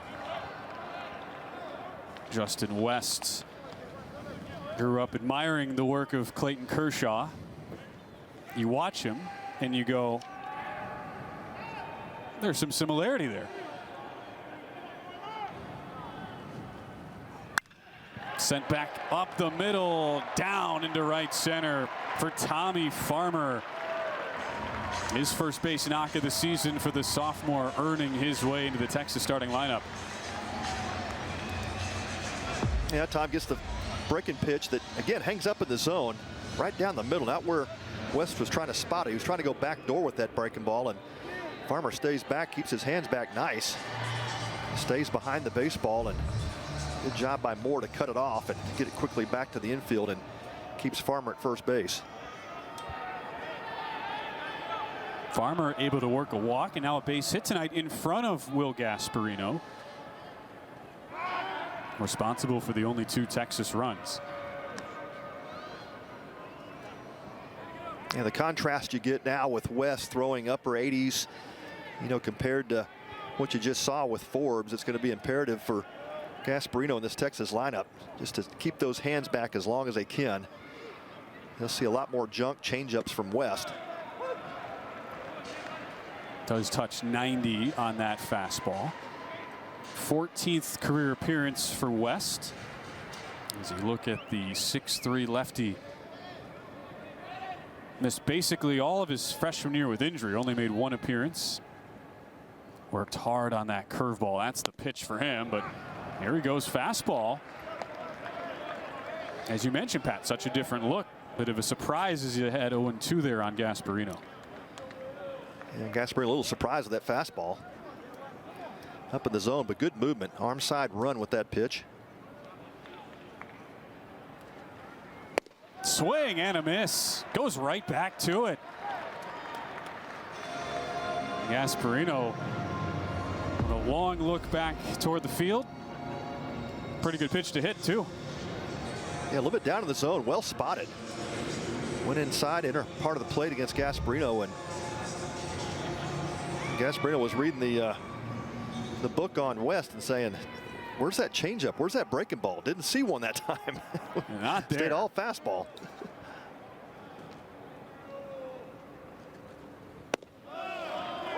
Back to the fastball, knee high on Winfield. If there's been one observation so far, Pat, when you say at times these Texas hitters maybe a little bit long with the swings here, game one. Yeah, a little bit late. I mean, you could see that with Forbes, and that fastball was dominant at times and some late swings. Even the couple of hits that Ballou had, you know, he was late, but, you know, a double single to show for it. But, yeah, then, you know, again here with West, Gasparino behind those fastballs. Getting that timing down, that's not the easiest thing. Another wave and a miss. It's 89-90, but if you didn't have a radar gun and you just watched the hitters, Pat, you'd think it was more like 97. Yeah, that was a long swing that time by Winfield. A highly prized transfer coming in from Louisiana Monroe. Had a great season for the Warhawks. Stays alive with a foul ball straight back. That time got that fastball on the hands that time. No doubt. Winfield was being recruited to Texas A&M actively while Jim Schlossnagle and the Aggies were still in the postseason last year. Was able to get Winfield to Austin when Schloss got the job. Check swing foul off the screen. A big reason why was because of the connection Easton has to the university. He's from Alvin, about 150 miles or so away from Austin, and he would regularly drive to campus to watch his aunt, Lauren Johnson, play softball for the Longhorns. She had a great career, graduated in 2010, 349 average, second all time. But here it's Winfield who strikes out swinging in his debut for Texas. And the pitching continues to be the story. That's 13 punch-outs now for the two Louisville hurlers, keeping them into the game. It's 2-0 Texas as we go to the bottom of the sixth right after this.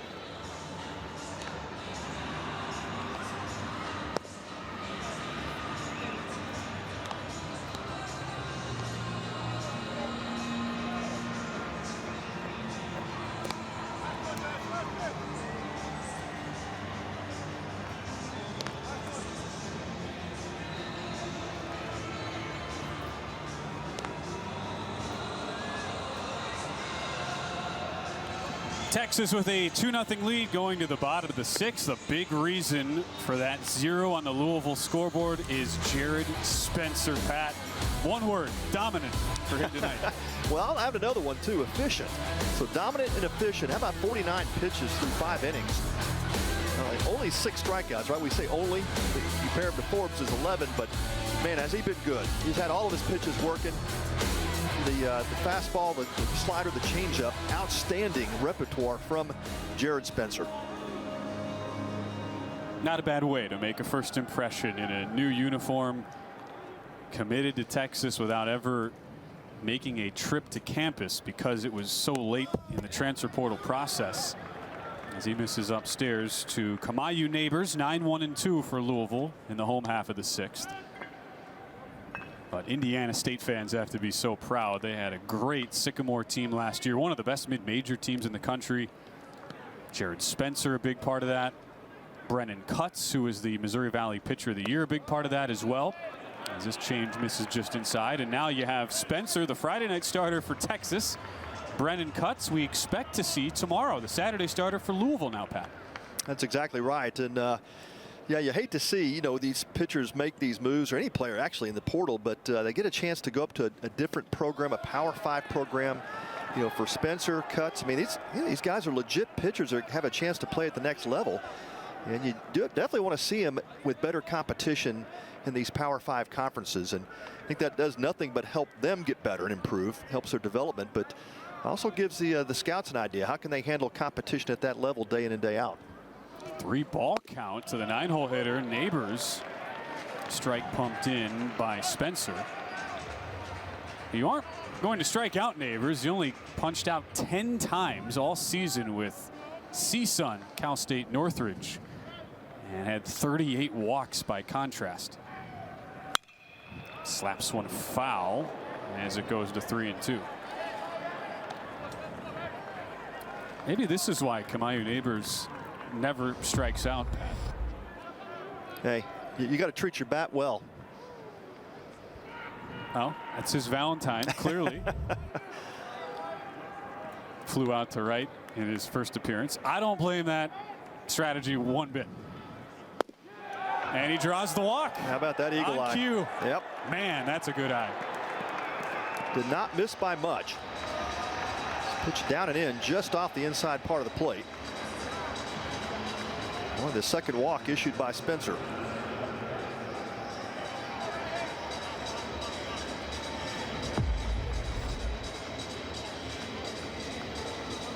Here's a check of the pitch. Yep, you saw Galvan try to frame that up. You saw him kind of pull that ball back in. And there it is, just outside the zone at 95. And how about Neighbors throwing the bat as the ball was crossing home plate? I mean, that's confidence. That's also a sign of a very good eye at the plate. Yeah, there's no doubt. Yeah, with the walk totals in his career, that tells you if he takes it, there's more than likely it's a ball. Called strike in on Alex Alicea as Louisville has the top of the order up. And Spencer has already gotten one pickoff over at first tonight. Yeah, had Neighbors leaning that time as well. Now Kamayu Neighbors had a 22-game on-base streak last year for the Matadors in the Big West. That's now one game on base.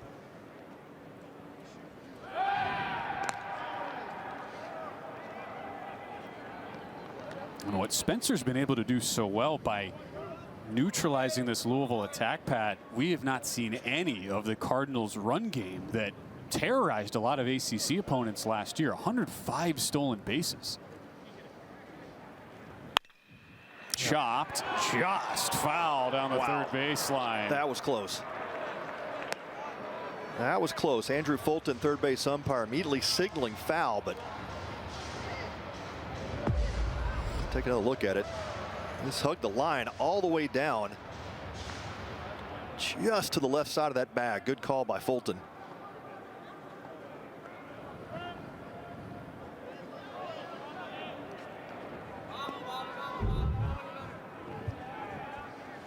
Well, big at bat for Alicea. Nothing Dan McDonald would like more than get Neighbors on base already, and Alicea be two of the fastest players on this roster if he can figure out a way to get there. And you get Zion Rose, best hitter on the team, on deck with some action now starting down in left center, that Texas bullpen. Hard chopper foul. Alicea spoils the pitch. Not a big prospect whatsoever, just 5'8", 165 pounds, but he does pack a punch. Coach is telling us he's really starting to emerge into that classic star middle infielder that Louisville has done a great job of developing over the years. Hard shot, that is fielded on the ground to short for one, right back to first. Kimball Schuessler flashing the leather. Wow, what a play by the Horns first baseman, Kimball Schuessler. This is not an easy play. You're holding a runner at first base. That ball gets to you quickly. He threw a dart to second base, hits Jalen Flores right in the chest with that throw, then gets back to cover the bag to complete the double play on two speedy Cardinal runners. Outstanding defense by Schuessler. And to think Schuessler has been a catcher first baseman combo in his time, but Coach is telling us he's been a little banged up, and as a result, he's only been limited to playing first base. Does not look like a guy with any limitations whatsoever. And it allows Spencer to get to Zion Rose, the super dangerous sophomore from Chicago who's on the Golden Spikes Award preseason watch list, with nobody on now and 2 outs. Gets ahead of him with that foul ball, now 0-2. Yeah, Max Wiener's going to be so pleased with this outing with Jared Spencer. The velocity has held steady, still 93, 94 on the gun. Breaking ball has not lost its sharpness at all. 60th pitch upcoming. Bounce that one in there on a slider as the traveling Texas faithful start to make some noise, come to their feet behind the Longhorn dugout.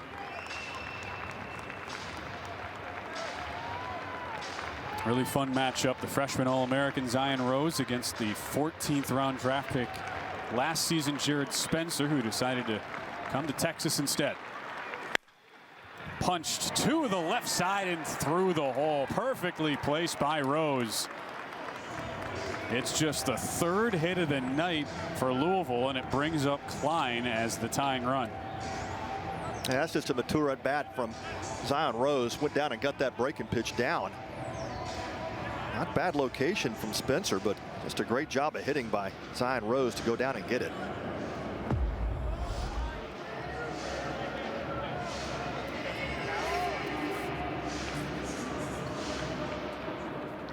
It wasn't like that 380 average was a fluke taking advantage of bad competition. Zion Rose hit 396 in ACC play last year. That was 2nd in the conference.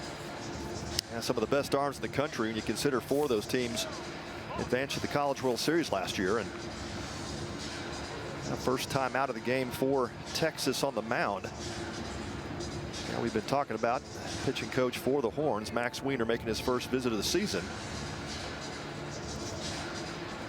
This is more a strategy session. How do we want to approach Matt Klein? They've had success against him. How do you want to pitch him this 3rd time around? Coach Schlossnagle admitted to us that they all understand this is a big challenge this season for Max Wiener in particular. When he joined Coach Schlossnagle's staff at Texas A&M, there were a lot of great arms already in place. They like the arms they have. It's just, it's all new, and they don't know where everything is going to fit in place. Yeah, there's very few roles that have been determined, especially with this starting rotation. Foul ball off the bat of Klein.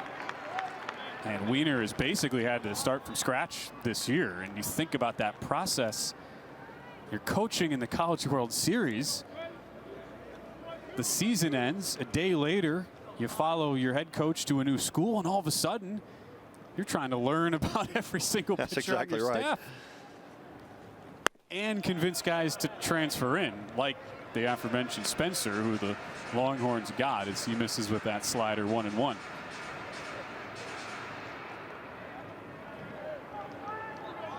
Lefty-lefty battle in the bottom of the 6th.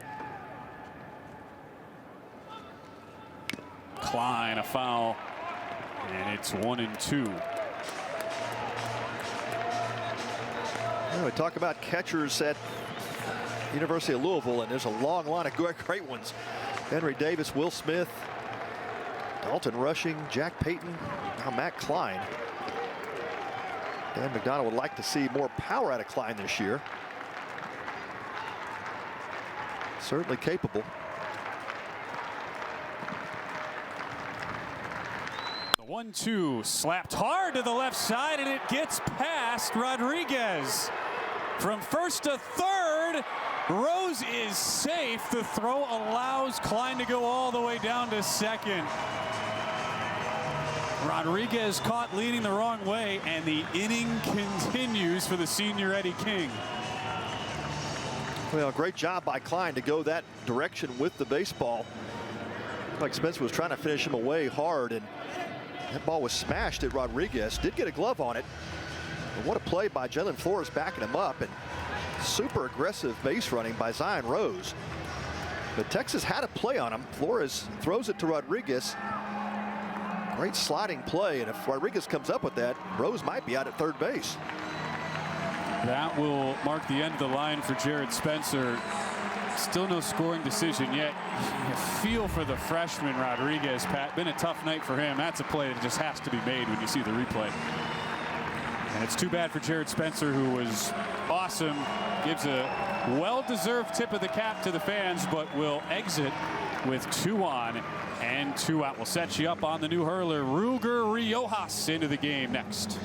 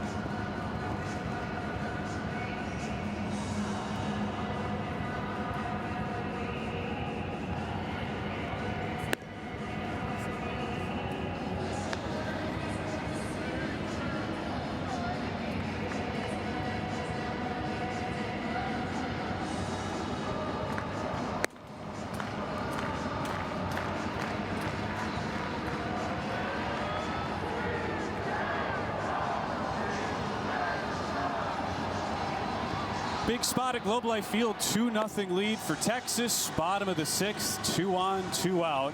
And our first look at the Longhorn bullpen. It is a debut for Ruger Riojas. Had an outstanding couple of seasons at UTSA, second team All AAC last year. Pat, talk about a big spot to make your debut, protecting a 2-run lead. Yeah, no doubt about it, but he is a veteran and was a closer at UTSA. This guy's stuff is electric. It's a 94, 96 mile-an-hour fastball. Really good breaking ball. Has good downward tilt to it and a changeup. Half swing and an offer by Eddie King. To clean up what happened before we went to break, they ruled that Matt Klein shot to the left side was a base hit, but they gave an error on the throw by Jalen Flores, who threw it to third. It got away from Rodriguez, and that allowed Klein to go from first to second. Aggressive base running by Zion Rose, helping create a little bit of chaos. Easily could have just been first and second, Pat, and that's sort of the underrated part of this Louisville team. Yeah, I thought the scorekeeping should have been reversed there with the error on the third baseman, and yeah, Flores made a great job just getting that ball and giving a shot of a throw at third base to get Rose. In there on a curve, and it's 1-2.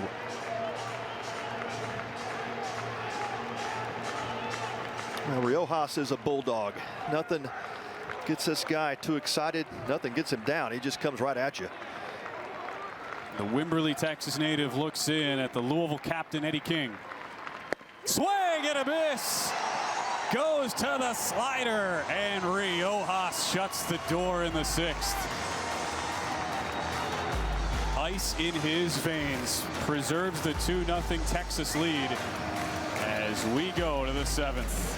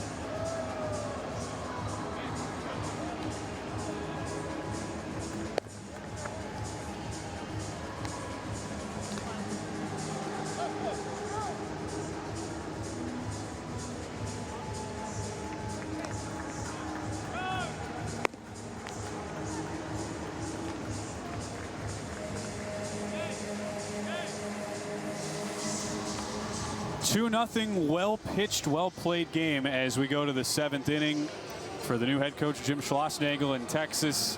He walks into a university that expects quite a bit, Pat, not only on the baseball diamond, but athletically in general. And it's a big reason why Coach Schloss told us it was one of the few, the only jobs he was going to take. And it's been a much anticipated debut tonight. His Longhorns here up 2-0. Yeah, no doubt. And, you know, we talk about how important it is, and Schloss understands this, right? How important it is to come in with the right expectation level at this job. I mean, you know, 38 College World Series appearances, 6 titles. You know, this is a job that you better come in eyes wide open, knowing what the expectations are every year. And when you don't get to the World Series, that's a disappointment for Texas fans. So no doubt it's Schloss's dream job, but he understands exactly what he's walking into. And he sees Ryan Galvan lead the inning with a solid base hit to the right side. Galvan aboard after punching out in his first 2 appearances. Sets up Ethan Mendoza as Justin West stays in there, his 2nd inning of work out of the pen. Those 38 appearances in Omaha, most all-time. Texas baseball, best all-time winning percentage, over 72%. They've got 14 College Baseball Hall of Famers. So if I ask somebody, who do you think of when you think Texas baseball? I mean, you could list about 24 names, and it would be totally acceptable. So I'll ask you, Pat, who do you think of when you think of Texas baseball? I mean, I think of Roger Clemens, but even before that, you know, I got recruited at Texas, and it was Cliff Gustafson. I think of Cliff. I think of Augie Garrido. You know, there's so many incredible players that played there. I mean, some former teammates of mine, Bruce Ruffin, Dennis Cook. I mean, those are the guys that, you know, back in those 80s runs when Texas was seemingly, you know, battling for a College World Series title every year. It was like Texas, Oklahoma State, USC, Miami, right? Those were some glory years of college baseball, and that's where that tradition was built. It's all started on the back of Coach Gus. I really thought you were going to say Ty Harrington when you think of Texas baseball, our colleague here at FloBaseball. That's who I think of. This one is slapped foul to the right side. Ty and Brant Freeman doing a great job on the first 2 games today. They'll have the nightcap tomorrow. Also, one of our longtime Flow Sports colleagues, Mike Harge, who I know is watching tonight back in Austin. Another great former Longhorn. We got to show those guys some love too. Absolutely, they're part of it. Yeah.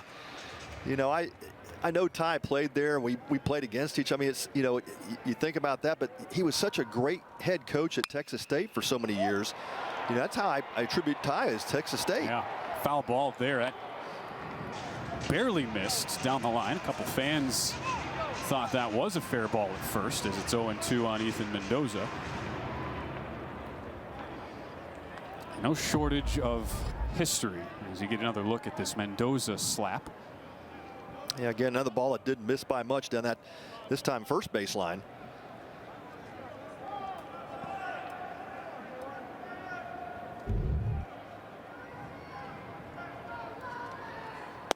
Slow breaking ball freezes Mendoza at the knees. That's the pitch Justin West is known for, and he locks him up for out number 1.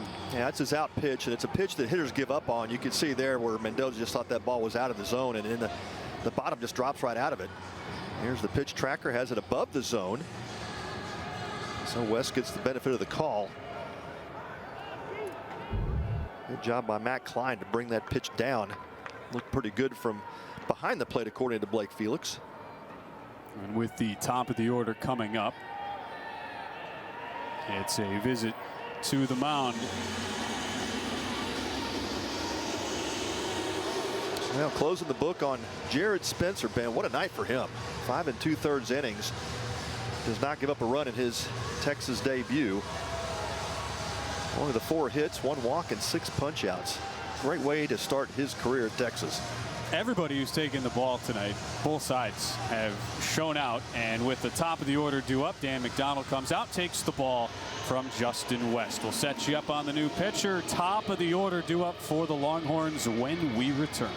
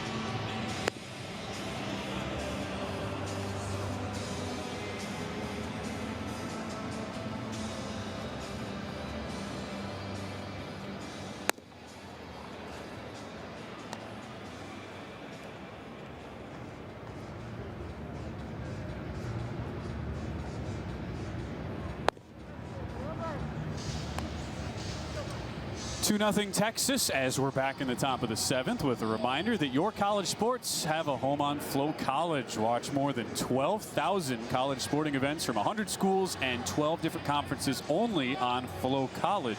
Head to flocollege.com today to see everything now.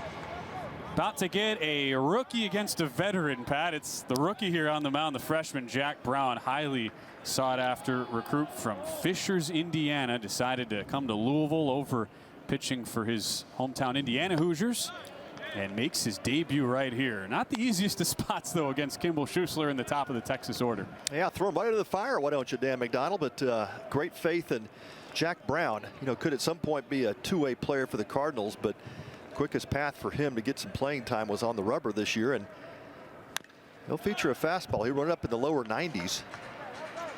Some good arm side run to that fastball and breaking ball that has shown some flashes as well. Gets a foul ball off the bat of Schuessler after falling behind. Schuessler with a base hit and 3 trips has also flashed the leather really nicely a couple times in the field.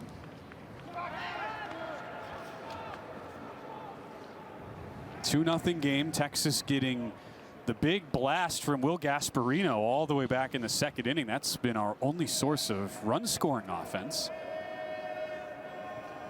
Behind 6 punch outs from Jared Spencer in his Longhorn debut. There's a called strike on the outside edge. And now it's a bullpen game. Yeah, you could easily make the case with Schuessler, that play he made at first base, the double play. He doesn't turn that. You know, Zion Rose has that single right after that double play ball, and that could have been the first Louisville run. So Schuessler helping the Horns out on defense, now trying to get himself back on base. Horns would like some insurance here in the 7th inning. Pretty wild that Schuessler committed to Texas A&M originally under the former head coach there, Rob Childress. Childress gets fired. Schuessler then transfers to Texas before Jim Schlossnagle took over. And now here they are 3 years later. It's all come full circle. Funny how that tends to work. As this is popped into shallow right field. King camps under it. Makes the catch for the 2nd out. Yeah, Aggie's got the short end of the stick on both those transfers. Yeah, they did. Well, this is just the start, though, of that rivalry. I mean, you can guarantee, right, anytime Texas wins a game this year, their fans will be chirping down to College Station. Right.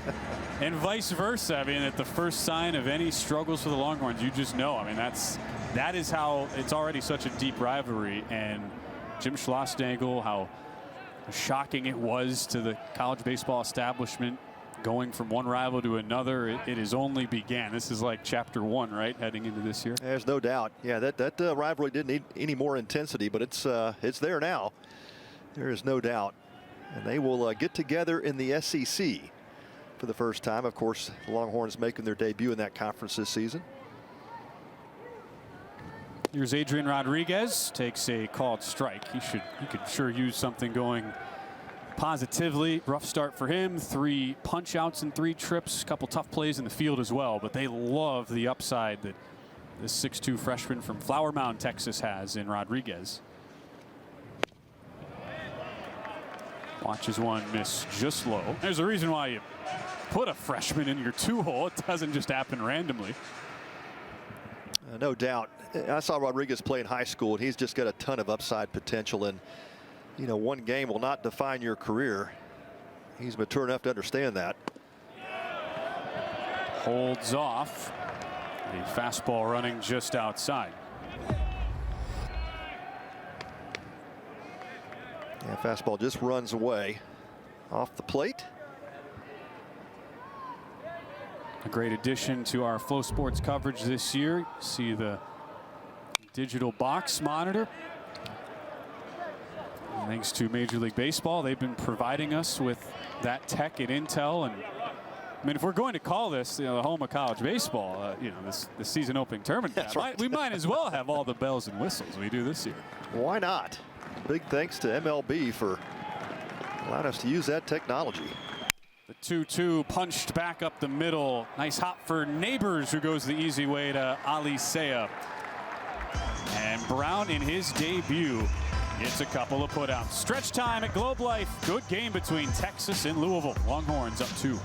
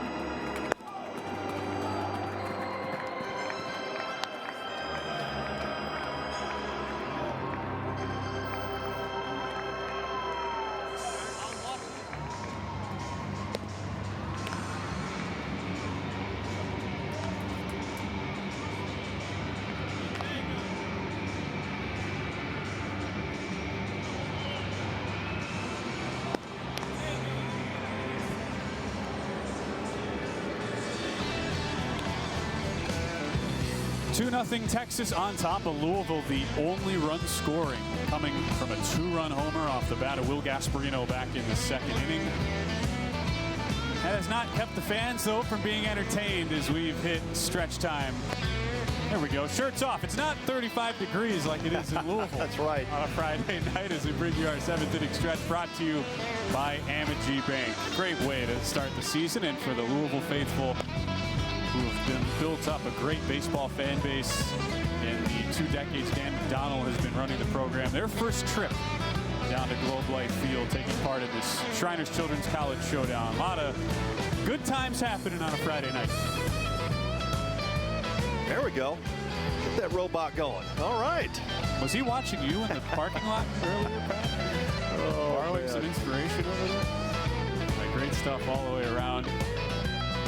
And so far, the 3 games have been decided by a combined 4 runs. Clemson kicked off the season, 6-5 win over Oklahoma State.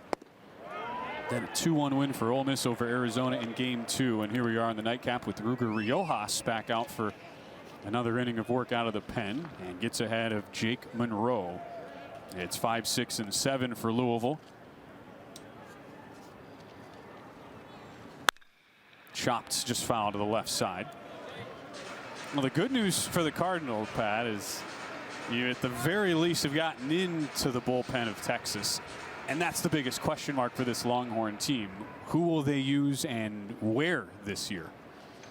Well, that is. It's a lot of roles that have yet to be determined. And, of course, you can say that about every team coming into the first weekend of the season. But for Texas especially, I mean, Jim Schlossnagle said, hey, look, we've got a ton of great arms. We don't even know who our first 3 starters are going to be to start the season off. We know Jared Spencer is our guy for this Friday start today. But a lot of question marks about who's going to go where and where these pieces will finally settle for this Longhorn pitching staff. Ruger Riojas trying to answer one of those. Dispatches Jake Monroe on a power heater.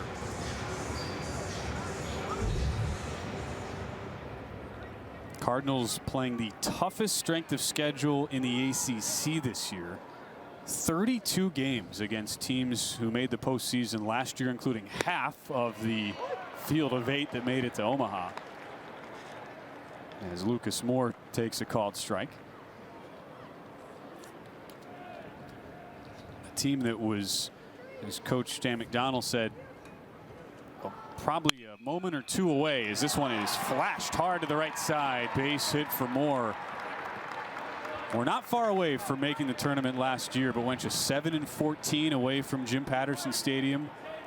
A great venue in college baseball, but just not enough wins away from home. And an opportunity tonight to start that. They'll have to do it from behind, though, in the late innings. Well, Moore just flattens out that swing and shoots that fastball right by the diving Mendoza at second base. Second time he will man first base for the Cardinals. Ton of speed now on the base paths. And a pinch hitter for Louisville. It's a debutante as well, Garrett Pike. one of 5 different outfielders in the mix to see significant time, and he's someone who can certainly change things with one swing of the bat. Lays off the slider in the dirt.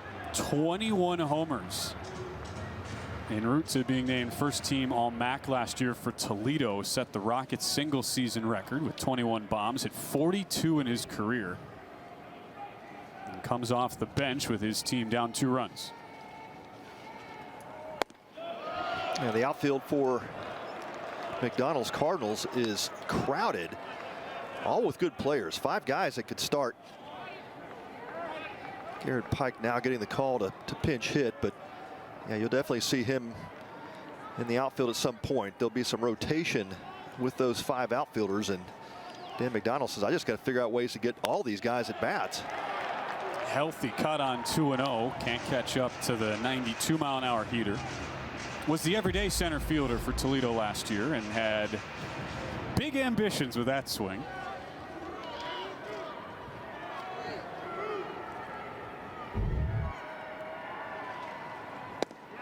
Another healthy hack. Yeah, Riojas changes speeds that time, and that's what you're going to see from him. He's just a mature veteran pitcher, knows how to pitch. He's not going to rely on any one of his 3 pitches for outs. He can throw them all for strikes. Riojas put out the fire in the 6th inning. High fly to center as Gasparino initially went back and now comes in and makes the catch. Again to the off speed. It's the heat that we always talk about with closers in particular, good relievers like Riojas, but his sliders really kept these Louisville hitters off balance. Yeah, it's a tight spin slider too. It's just really hard to see off his hand. He'll throw the 4-seam fastball. He'll use the 2-seam fastball. He'll sink that pitch. Then come right back with that slider and changeup combination. Take Davis in the 8-hole. A chance to keep the line moving as he again represents the tying run. Can't catch up with that fastball. 0-1.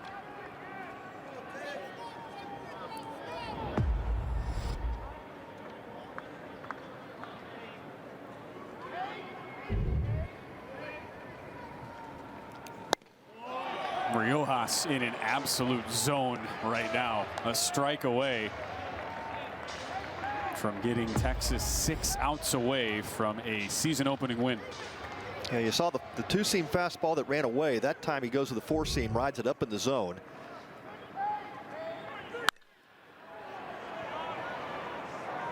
Davis ready for that fastball, but turns on it foul all the way up into the rafters here at Globe Life Field.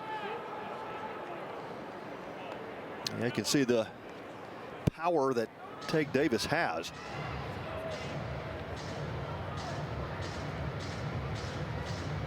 Louisville having to replace 5 starting hitters in the lineup last year.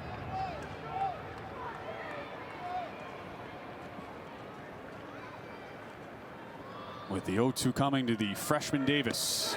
Swing and a miss. Chases the slider out of the zone. Welcome to life as a Texas Longhorn, Ruger Riojas.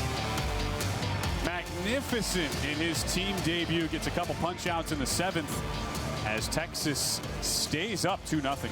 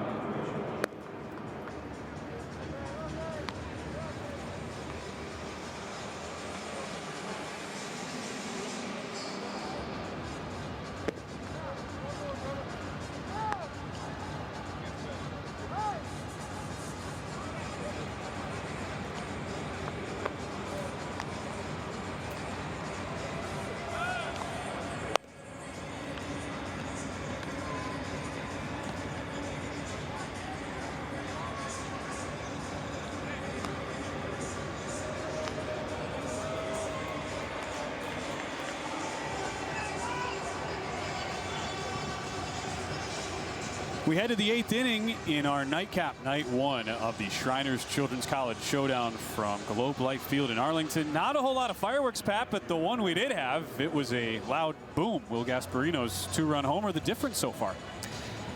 Yeah, that was a shot back in the 2nd inning. You know, you often think, will that lead hold up? Well, it certainly has. I mean, it's been the pitching staff of the Texas Longhorns that has kept a lid on this Louisville Cardinal offense. Texas looking at a couple of insurance runs here in the 8th.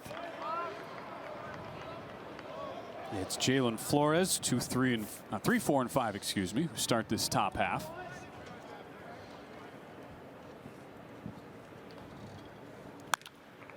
Flores fouled that one off himself, 1-1. If you would have told any Louisville fan they would hold the 2 and 3 hitters 0 for 7 with 6 strikeouts, they'd probably feel pretty good about their chances. Flores has not been able to make contact or put the ball in play, but hit .340, 18 bombs, 56 runs driven in last year. And slices that one foul.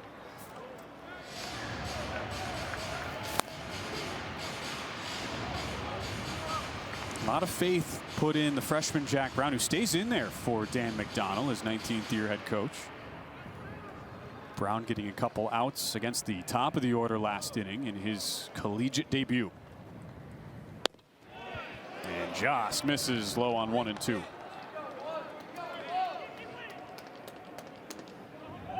Yeah, 25 newcomers on this Louisville roster.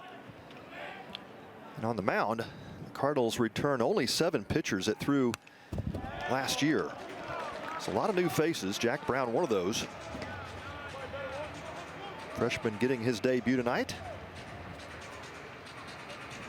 That's why when you have to replace 65% of your innings, you will inevitably turn to some freshmen, but they found a good one in Jack Brown. Good battle with Jalen Flores at 2 and 2, starting off the top of the 8th.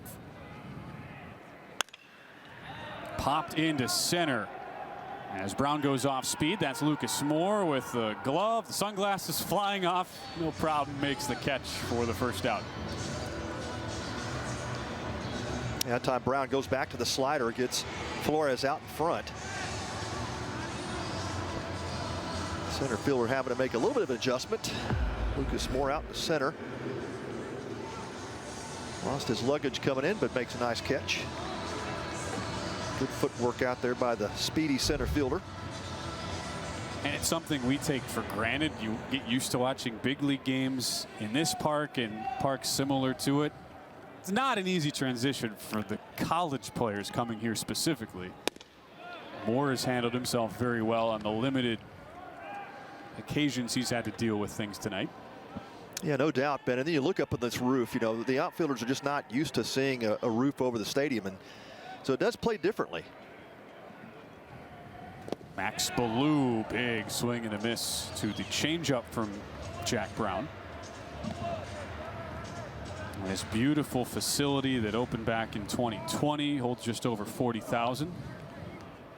Perfect on a night like tonight, where temperatures are just over freezing outside.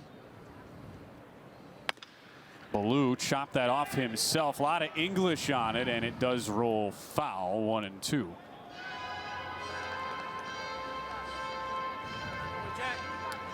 Yeah, looking up at that roof, you see the kind of the brownish tint color that they have to help the outfielders. If you're a Longhorn fan, you'll probably say it looks more like burnt orange, but sure thing. I'm going to go with more brown. There it is.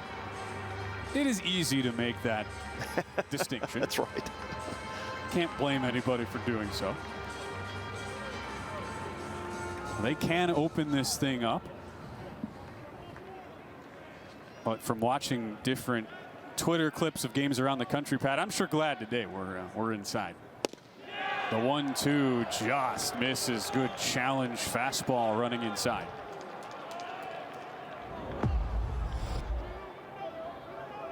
And you see Matt Klein trying to pull that pitch back in. Just stays alive.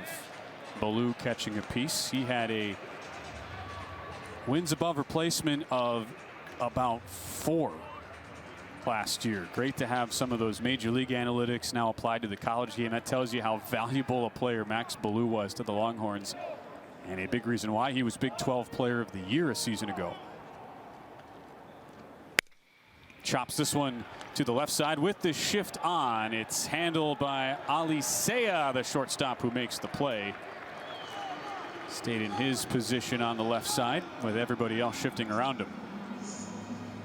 Yeah, oftentimes you'll see that third baseman pulled over towards shortstop, and I like that setup much better. Let the shortstop stay in his natural position. Move that third baseman over behind the bag to race towards the middle. Had to readjust his footwork, and low throw dug out nicely. Tommy Farmer takes the fastball outside. So a really nice job by Jack Brown so far navigating. In your college debut, you face 1 through 4 of one of the toughest lineups in college baseball, and he's gotten them all out.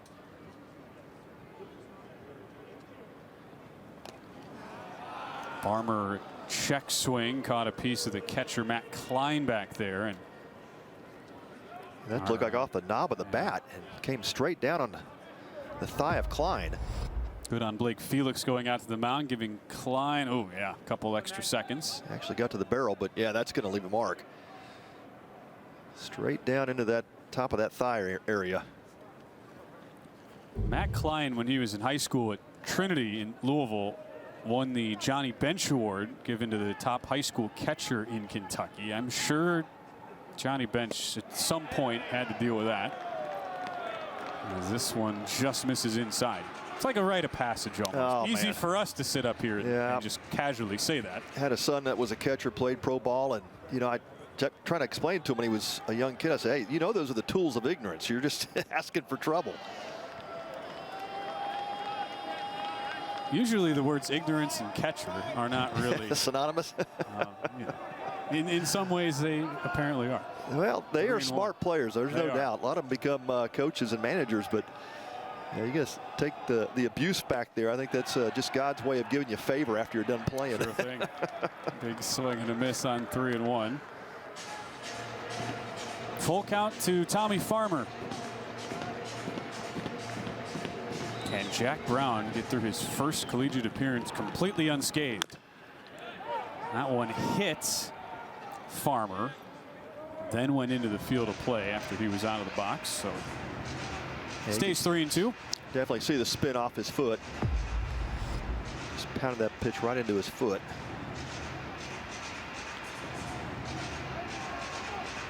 Ouch.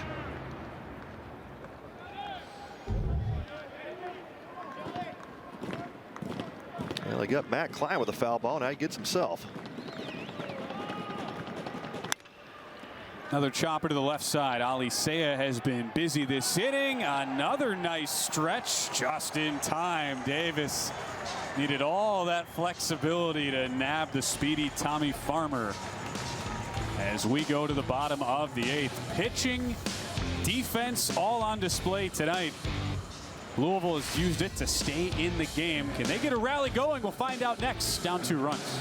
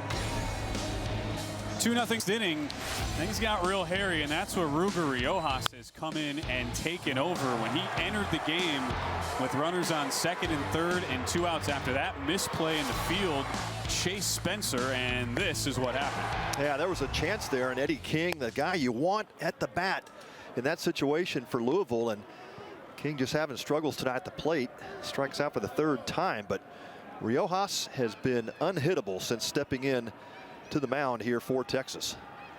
Kamayu Neighbors just holds up on a 1-0 fastball up and in, 2-0. Neighbors led off the 6th that we just talked about with a walk, but was then doubled off on a great play by Kimball Schuessler, 3-6-3. Takes a called strike. That pitch looked like it might have been off the plate away. Neighbors checking back to get that confirmation from home plate umpire Blake Felix.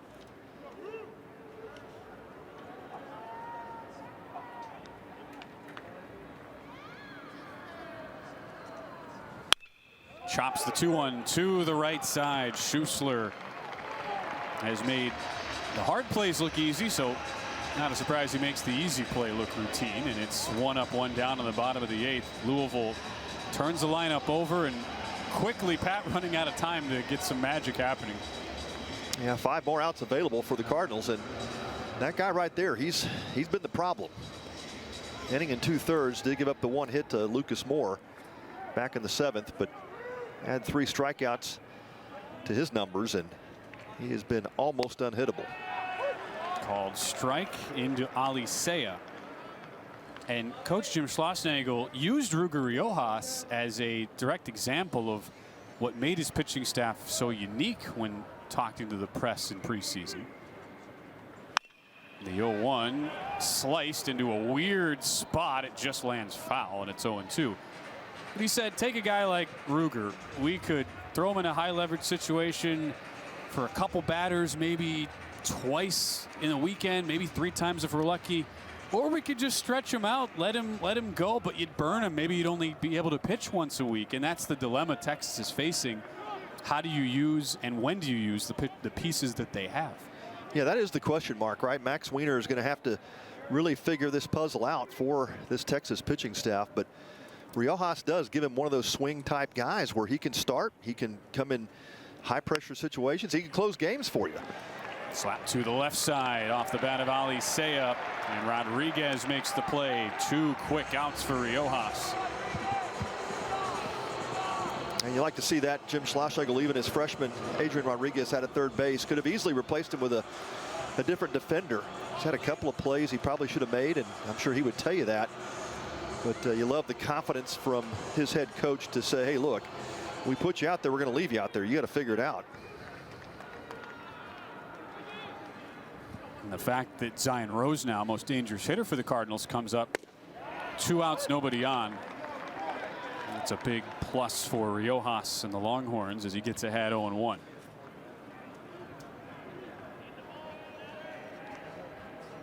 This is a Cardinal offense that is not accustomed to getting shut down. But they have been tonight. Right back to the mound. Riojas just 27 pitches through 2 2/3 in relief as we head to the ninth. Still Texas on top 2-0.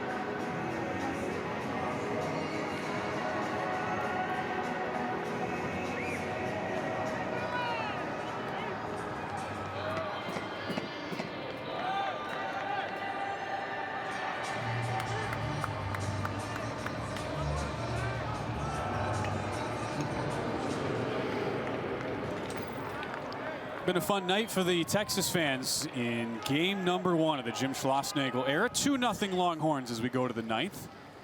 Thanks to this man, Will Gasparino's big fly back in the 2nd inning, our only source of true offense, as he takes a slider in for a strike. Jack Brown, the freshman, back out there, looking to finish things out in this game for Louisville. And he gets a wave and a miss. Brown has been awfully impressive. If you didn't know anything about him, Pat, you'd be saying, all right, junior with draft upside. Instead, this is a true freshman making his debut.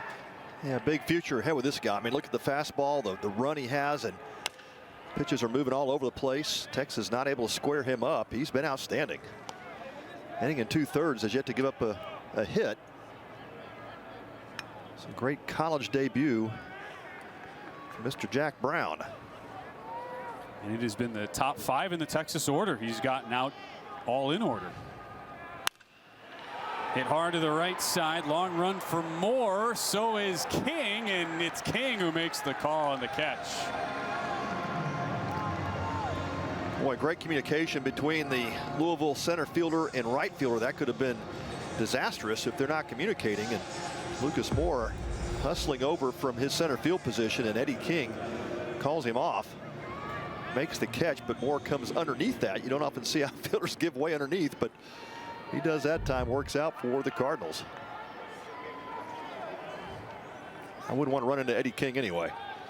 That's a very fair statement. Those two got to play next to each other a bunch in the outfield last year. As Easton Winfield steps to the plate, 1 out in this top of the 9th. Brown continues to deal 1-1. Part of a recruiting class ranked in the top 25 seemingly every year for Dan McDonald in Louisville. They've been ranked top 25. His recruiting class is 16 out of the 18 years he has been a head coach. As this one's in for a strike, which when you think about it, pretty impressive for a program that had not had a ton of success. It never reached Omaha until Dan McDonald got there, finally made it to the show in 07. Well, not only a great coach, one of the premier coaches in college baseball, but even better guy. You know, you get to know Dan McDonald and you see what he does with raising young men up, not only be great baseball players, but good human beings. And he takes that part of his job seriously, and you love that about him. The 1-2 skied to left center. Rose with the beat. And the catch, 2 up, 2 down in the 9th. And the coaches really feel like this is potentially their best overall pitching staff in the last 5-6 years, which is a scary thought when you think about how good Louisville pitching traditionally has been, even in years where they're considered down. And last year, definitely a down year by their standards. 6.50 ERA was second last in the ACC. Yeah, no doubt. They'll be back. The pitching staff will. They got a great pitching coach in Roger Williams, and you know, they had some injury issues last year. They had, you know, quite a few guys leave the program, and so it was just really kind of rebuilding that staff. Picked 9th in the ACC this year, but that pitching staff can get things put together. This lineup, even though you haven't seen it tonight, this lineup has got some good veteran presence, and Louisville will be something to be reckoned with during the season. 1-1 to Galvan. Definitely better days ahead on the hitting side. And pitching wise, when Roger Williams and Dan McDonald got to Louisville, the program had only had 2 alums reach the big league level. Crazy to think about that, as this one's fouled off. Only 30 since then. Right. In 19 years. Not a bad ratio. Yeah. One of the top 5 programs in developing major leaguers currently. Then you throw in a couple of World Series rings for Will Smith with the Dodgers and one from Adam Duvall, and start to do the math on some of the success that these Cardinal players have at the next level. As the 1-2 misses outside, 2-2.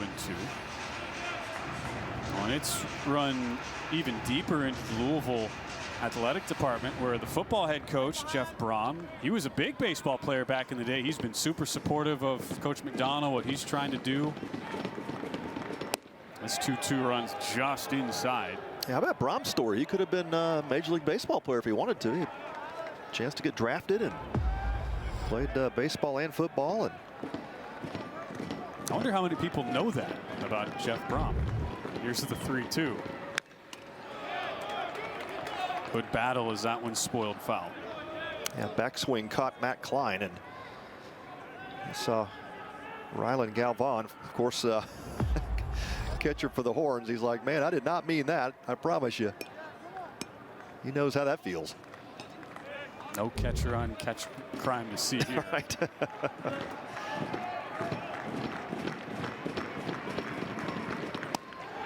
Good at bat from Galvan. Been a very quiet night at the plate for the Longhorns, but Galvan has reached twice in 4 trips, earns the 2-out walk. First hitter in 7 plate appearances to reach base against Justin Brown, or Jack Brown.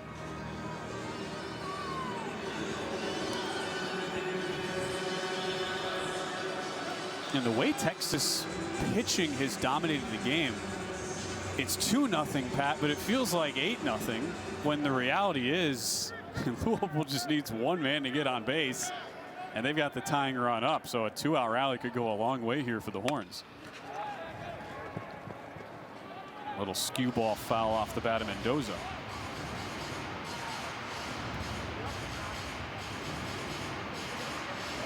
And of course, the Cardinals think in that direction too. Let's just get out of this unscathed and give ourselves a chance with our last at bat.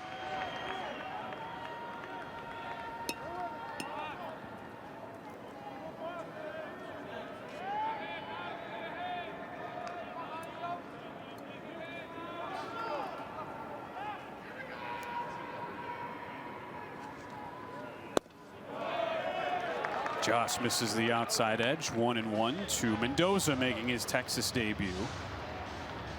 So special for him. Back in his home state. He's from Bedford. Highly sought after recruit by Willie Bloomquist in Arizona State, where he spent his freshman year as a starter at short. Watches this slider miss outside. 2-1, and now back playing for the Longhorns.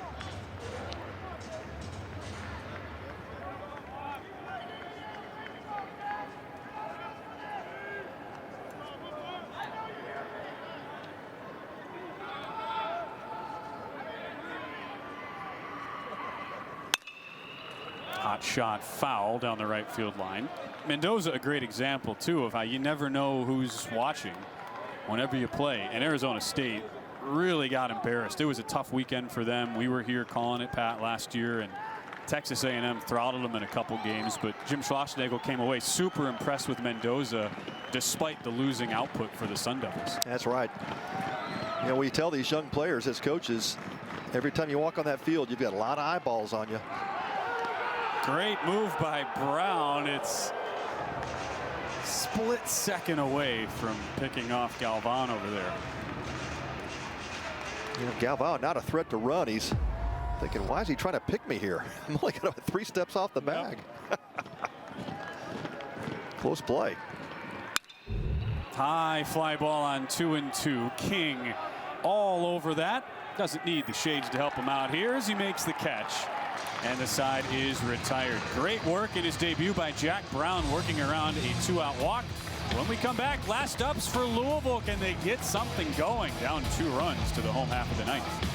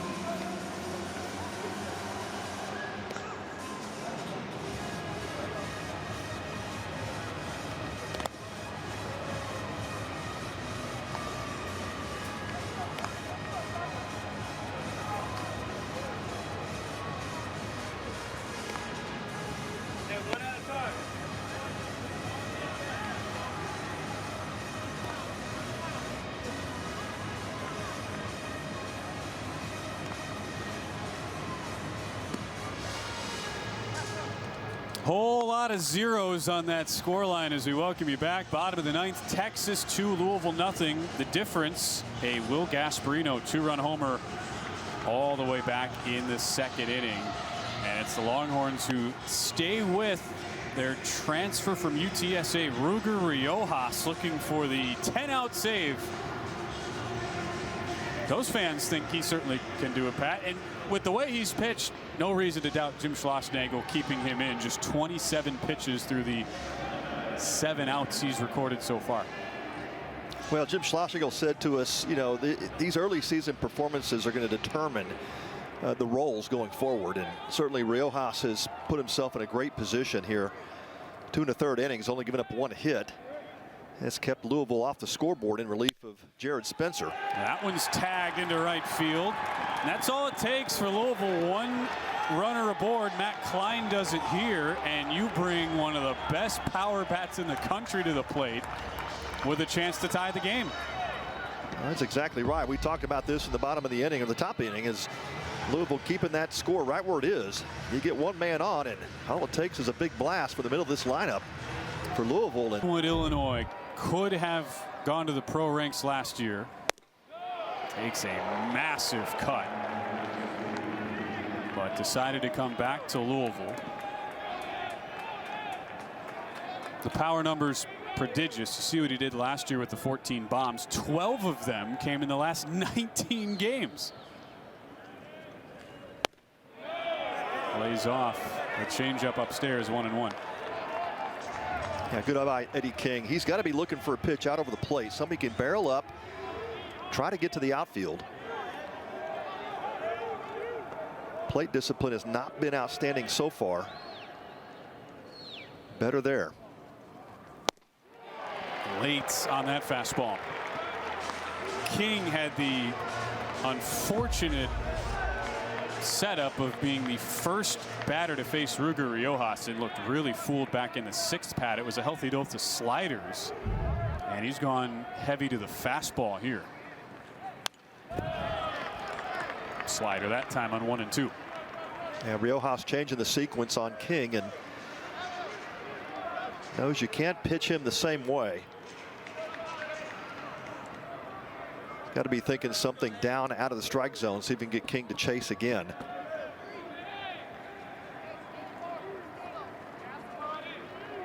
The 1-2. Good block by Galvan on the slider in the dirt. Riojas, a former Roadrunner at UTSA, 7 saves last year. Also led the team with 10 wins and a 3.25 ERA. One of the best relievers in the AAC. Attempting to shut the door here.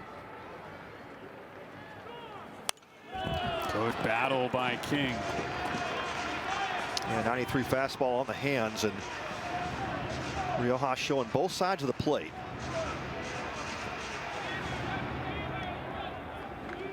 King doing a good job of keeping the at-bat alive. Another 2-2.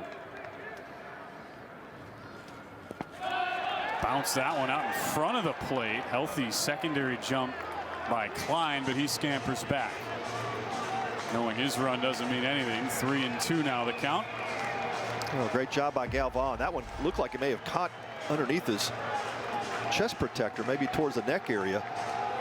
Super job of keeping that ball out in front and getting back to his feet to hold Klein at first base. And that one caught him right in the top of the shoulder area and maybe the neck. Got him on 3-2. Chased ball 4, and Riojas gets a massive first out. Yeah, unfortunately for Eddie King, he looked like he was just determined to swing, and that slider down and away, well off the plate.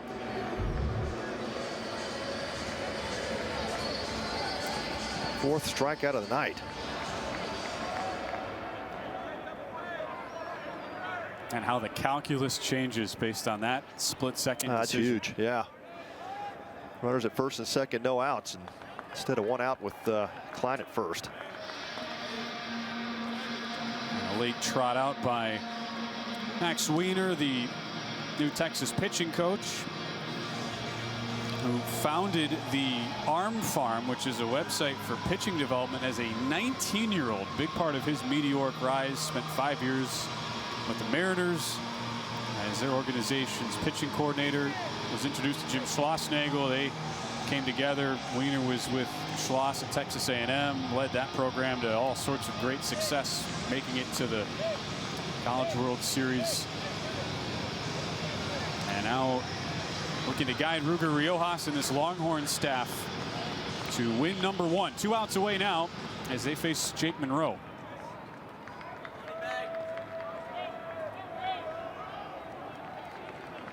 In his D1 debut, a JUCO transfer with .415 for John Logan last year at the JUCO level. Yeah, quite a few home runs, 23. Also had a chance to represent the USA and the Netherlands over the summer. One of the top JUCO transfer players in the country. And that mound visit by Wiener, I'm sure, was just talk strategy with Riojas. How do we want to attack Monroe? And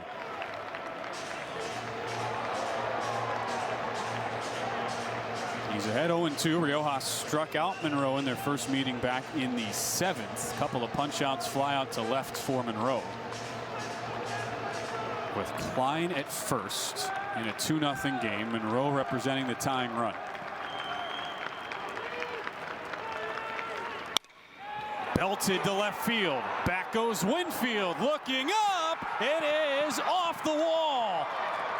A double for Jake Monroe, and he missed tying the game by about 5 feet. Well, we just talked about the power of Jake Monroe, and he shows it there. It's a pitch that just elevated up in the strike zone and stays inside, and Monroe able to get those hands to the ball and pulled him in nicely. Puts the barrel on it, and man, just missed the home run. Escape Klein ends up at third, and Monroe takes second base.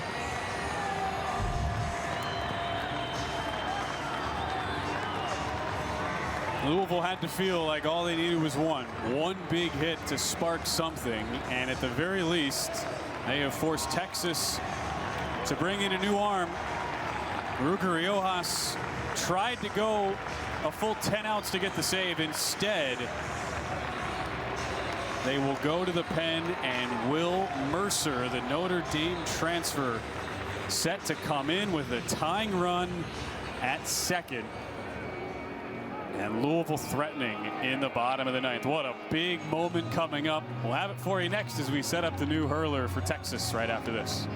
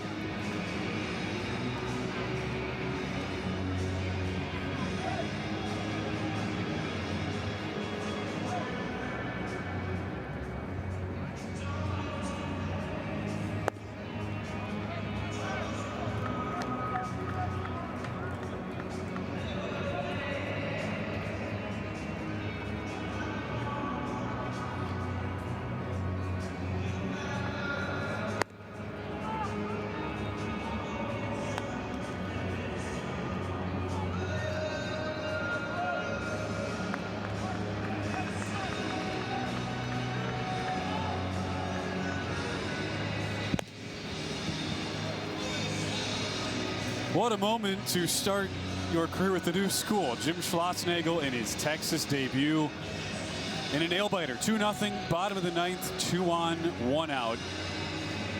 He hoped to get through this game with Ruger Riojas, but after the double by Jake Monroe, it's a call to the bullpen and a debut in Longhorn colors for Will Mercer, the former Notre Dame Fighting Irish pitcher, coming off Tommy John surgery, and they turn to him in a massive spot. Yeah, they sure do, Ben. It's an older pitcher, guy that's been around 6 years and knows how to pitch. It's a fastball in the low 90s, a cutter, a nasty breaking ball. But this guy just brings a world of experience and just a great role for him. He's been in here before. He knows how to close games. Lefty-lefty matchup against Lucas Moore. Big swing and a miss, up to 95 on that heater. You saw a moment ago Matt Klein at third, Jake Monroe the tying run at second. Just missed a homer by about 5 feet.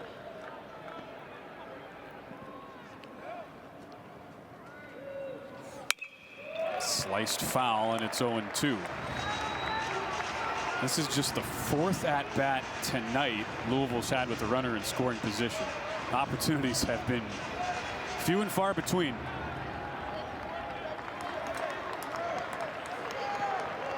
Everything open here for Will Mercer. Swing and a miss. Back to the fastball and sets down Moore on 3 pitches. And you saw that pitch have a little cut action to it. Watch the late break as it cuts away from Lucas Moore. Nasty. Went 95, 96 with the fastball, 92 with the cut fastball. Just an unhittable pitch. And gets another lefty in Garrett Pike. Pike rips it to the right side. Base hit. Around third comes Monroe, and we are tied.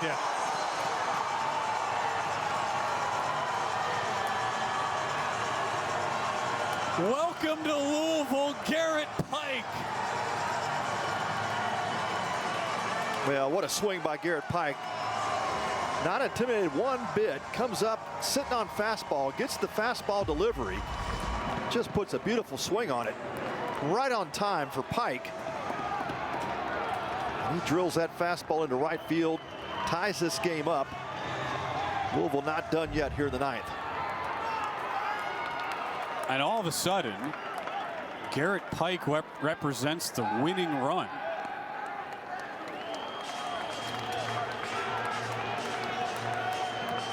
It's the danger you run into if you're in Texas's position of not putting together any sort of insurance.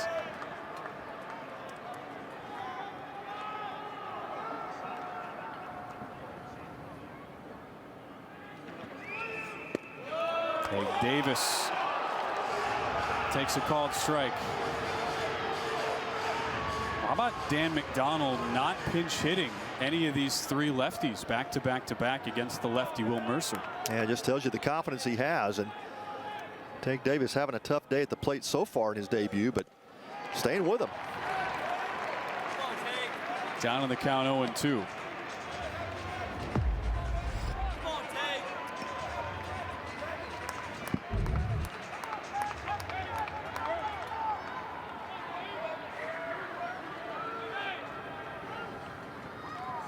Swing and a miss. Mercer gets Davis on the cut fastball, but not before Garrett Pike comes up with some heroics for Louisville and sends this game to extra innings. The 2-out, 2-run base hit, and we are not done yet from Globe Life Field.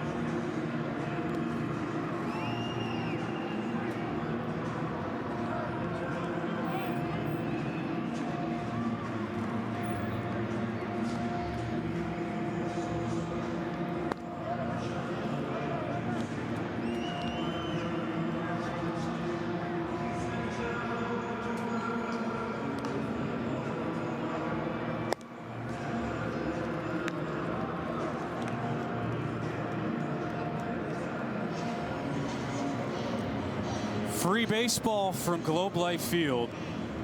Down 2-0, bottom of the ninth, 2 outs. No problem for Dan McDonald's Cardinals.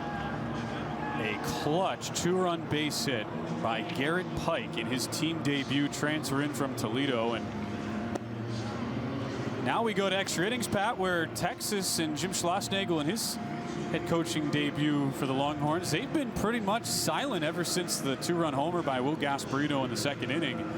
And they'll now have to generate some offense against the closer for the Cardinals and Tucker Bivin, a really good arm out of New Albany, Indiana. Yeah, no doubt. Tucker Bivin, a Team USA pitcher last summer. He is on the stopper watch list of the year. And he is the real deal. But that bullpen for Louisville, Ben, you recognized it. You know, Forbes had the last 3 innings he pitched were excellent. He only had 8 of 9 punch outs. 8 of 9 outs recorded by Forbes in those last 3 he pitched. Then followed up by West and Brown, and now Bivin. That bullpen for the Cardinals has shut down this Longhorn offense, and that enabled them to get that tying run around in the 9th inning, make this a brand new ball game. 4th pitcher of the night for Dan McDonald. Tucker Bivin pumps in a first pitch strike. It's Bivin who arguably has as much pedigree as any of the hurlers, not only who have played tonight, but who are on the roster for Louisville. 5 saves a season ago as the team's closer. Bivin will feature a fastball with a lot of good sink on it. First 2 deliveries, you've already seen it to Schussler, and it's a 4-pitch mix. You don't often see that with a closer, but he'll also throw a slider, curveball, and a changeup. Ahead in the count, 0-2. Got him. There's that slider. That gets Schussler out in front. Yeah, nasty pitch from Bivin, and looked like it was another fastball, but that spin takes it down and away, and strikeout and out number 1 for Bivin and the Cardinals. That is strikeout number 15 for Louisville pitching tonight, to just 1 walk. The other thing about Bivin, he loves to work fast. Pumps in a first pitch strike to Adrian Rodriguez. You can just turn the pitch clock off. That's exactly right with this guy. Save some electricity on that thing. He's ready to go. Hammered hard down the left field line, but slicing foul. 0-2. On the flip side, part of the change in college rules this year is that the hitter can stay out of the box until 12 seconds on the clock. Gives them at least a couple of extra seconds, and they can step out of the boxes this year. Last year they had to stay in the box. But for a guy like Bivin, you better be ready. He's coming right at you, and it's quick pace. Ahead in the count, 0-2. Spoiled foul by Rodriguez. 0 for 4, 3 strikeouts in his college debut. And Bivin on the mound, he's actually the 2nd pitcher out of the 4 tonight who was the #1 overall shortstop prospect in his respective high school. Bivin from Indiana. Slider misses down and in. Patrick Forbes, tonight's starter, the Kentucky State Player of the Year in 2022, the #1 shortstop as well in the state. Well, Bivin's stuff plays to the next level. It's a mid-90s fastball, and of course you saw the slider that went for a strikeout pitch. That ball bolted. It's pretty well. Back to right field, looking up. It is gone! Adrian Rodriguez with 1 swing of the bat.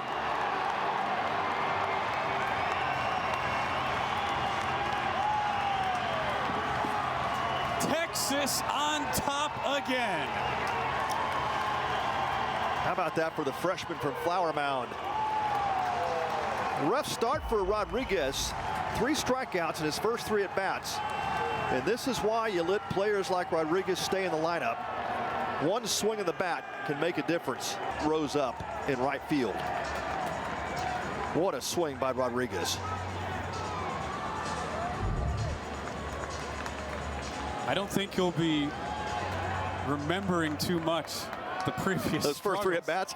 That's right. Wow. That's exactly right. Off one of the top closers in college baseball.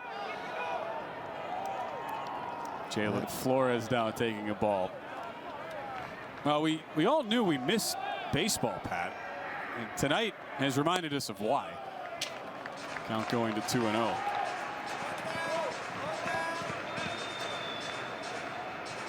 Well, no doubt. And how quickly the game can change for an individual player. You know, you look at a couple of plays that Rodriguez probably could have made in the field. And this one belted to left. Great try by Zion Rose, but it's in and out of the glove on the dive. As Flores reaches with 1 out. Yeah, that ball was smoked off the bat of Flores, and Zion Rose did the best he could, came a few steps in, made the dive, and looked like the ball was in his glove momentarily. Yeah, and then when he hit the ground, it just popped out. Could not squeeze it. Great effort in left field by Rose, but Flores with his first hit of the season. 111 miles an hour off the bat.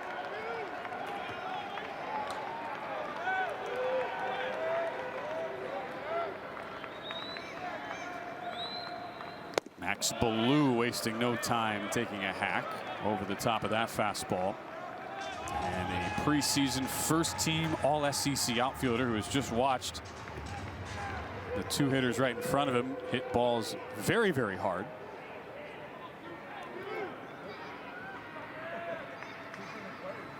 Ballou to the left side. They have to pump because nobody was there on the coverage.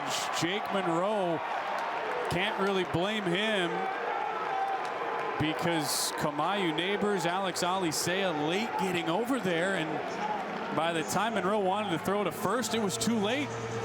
Yeah, well, Neighbors was pulled over in the gap between first and second, so he was playing way off the bag, and yeah, that's just a communication issue. The infield has to talk with each other about if a ball is hit to that left side. You know, who's going to take the throw? Well, it's certainly not going to be Neighbors with where he was positioned. So the only play there for Monroe was to go to first base with it, but it's like the infield lacked some communication before that setup.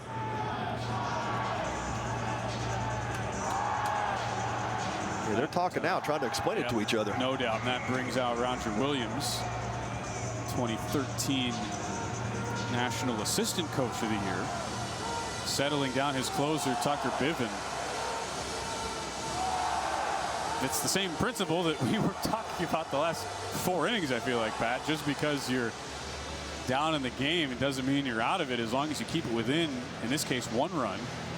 And Louisville's pen did such a good job keeping it within 2, giving them a chance to tie it in the bottom of the 9th and get us to this position. Well, now Bivin has to contend with the middle of this Longhorn lineup. They have scored some runs here. Next couple of hitters have had productive nights.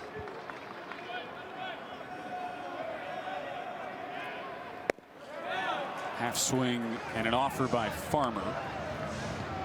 It's the fielder's choice that Ballou reaches on. No base hit.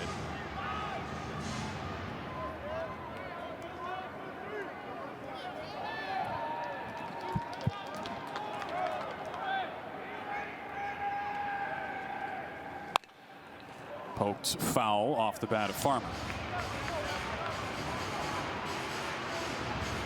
And a couple of good sliders from Tucker Bivin to start the sequence on Farmer.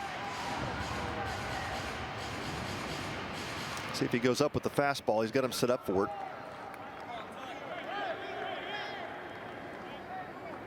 Adrian Rodriguez with the heroics in this inning. The solo shot. The next 2 have reached for Texas. Wave and a miss. Pumps that fastball right by Farmer, and it's an important second out for Bivin. Yeah, gets that fastball elevated just above the hands of Farmer. That's a good 0-2 pitch, especially after the first couple of sliders down and away. For Texas tonight, it's been all about the long ball, Pat, when you really look at it. And Will Gasparino, half of that concoction, hit the 2-run homer back in the 2nd.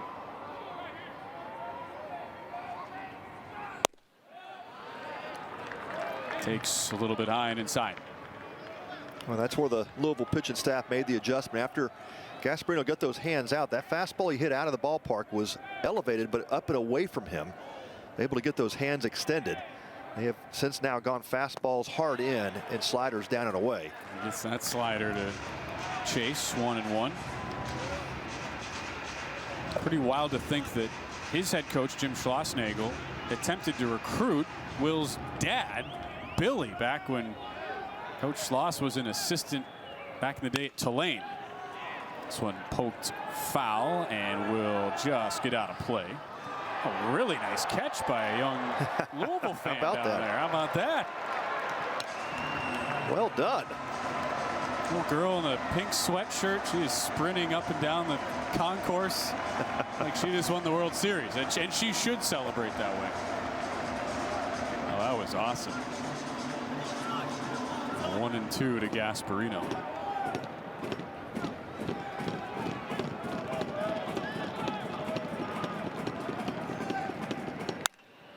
Punch to the right side. Neighbors over. Deep in the hole. Makes the play. And Louisville gets out of the inning, but not before Adrian Rodriguez had a tough night to begin his collegiate career. That all vanished in an instant as he goes yard, and it's Texas who leads it 3-2 as we go to the bottom of the 10th on this big fly by the freshman in his first game with the Longhorns.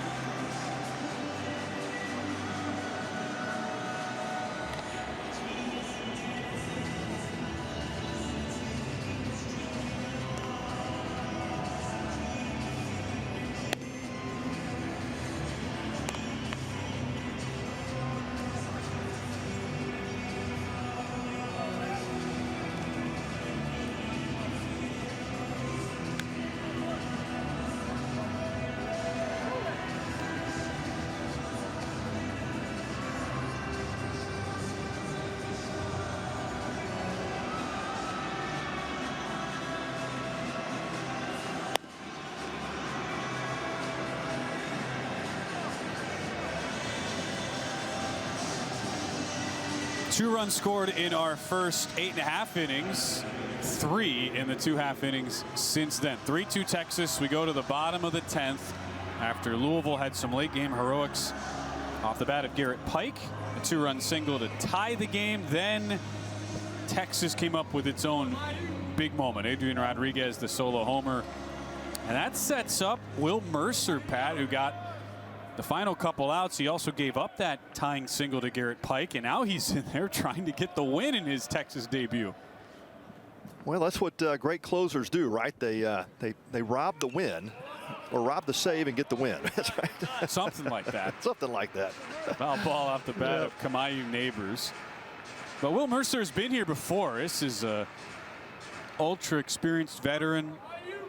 52 career appearances, 18 starts in his time at Notre Dame.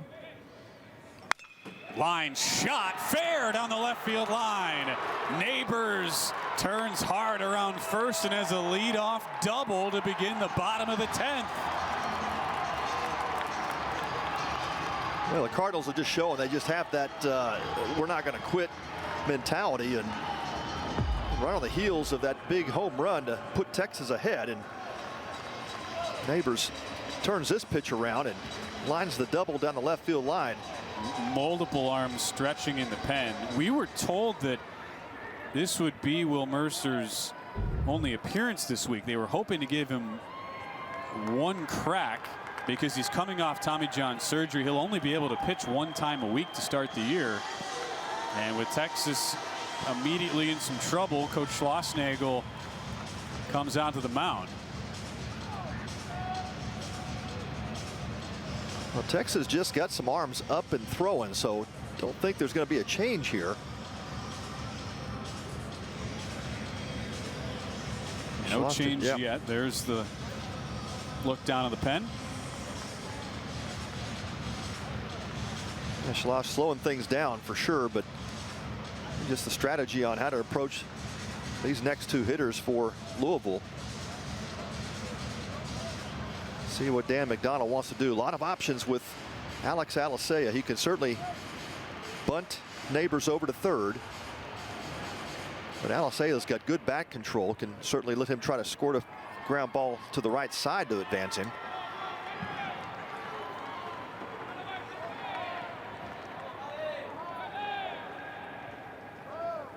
Alicea shows bunt, gets it down. He does his job and almost legged that out. That was a really nice diving catch by Schussler on a chaotic play with the bunt. Neighbors advances to third, and he's 90 feet away from retying the game. Boy, how good has Schussler been at first base? What an outstanding defensive first baseman, and he has probably saved a couple of runs for this Texas defense, but great bunt by Alicea. Does his job, almost legs this out. Galvan had to come racing out from his catcher's position, and Schussler diving to get out of the way of the line, also to make the play. Yeah, he just overran the bag at first base. And now Louisville watches Texas bring the infield in. Curveball misses low, and it's 1-0. This is the spot you want Rose up in if you're a Louisville fan. Well, the stats will tell you that when you move the infield in, it raises a batting average about 70 points, and Zion Rose doesn't need that. He's already a great hitter. This one up the middle, base hit. We're tied again.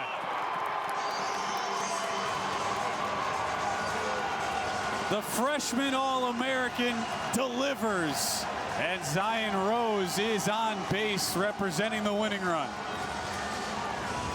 Well, Rose gets jammed on this pitch, but just the strength to be able to muscle that ball up the middle. Of course, with the infield drawn in, didn't have to go very far to get it through the shortstop and second base area, but a great job by Rose just to muscle that fastball up the middle. Just like that, this game is tied again. You figure that with this being a lefty-lefty matchup, likely the last batter Mercer would face. This is up and in to Matt Klein.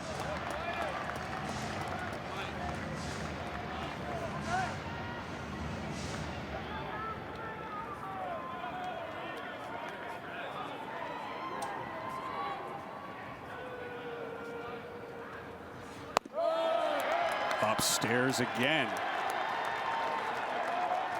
Gotta think now, Pat, force him to throw you a strike, right? Yeah, there's no doubt. He's got to go after the hitter here. I mean, you don't want to put that running run at second base. So Klein should get something good to hit. Thought about it and just holds up. 3-0.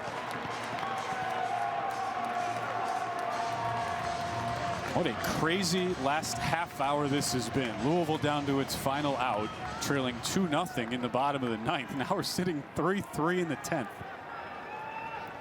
I think you give Matt Klein the green light here.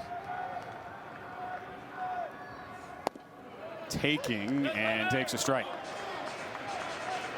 Yeah, well located, catches the outside corner, but Matt Klein's just one of those hitters you let him swing it. With Zion Rose the winning run at first. 3-3 game, bottom of the 10th.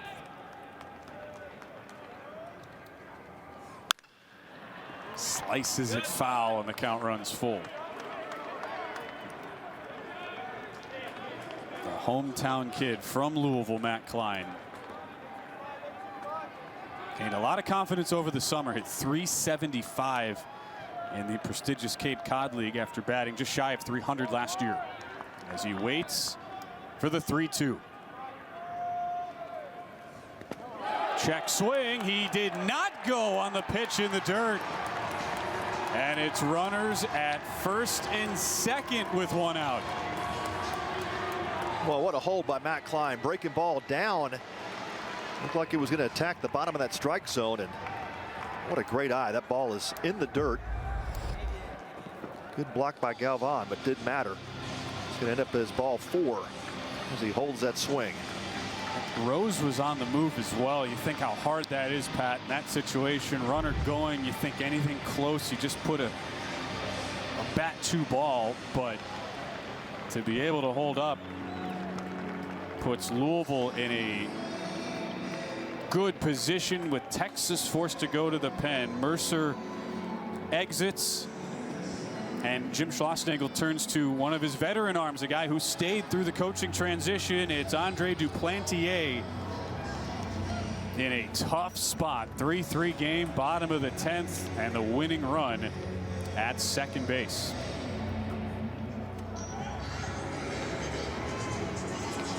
Well, you're right, Ben. Duplantier, one of those veteran arms out of that Texas bullpen, and one of those trusted guys that has been in this position before.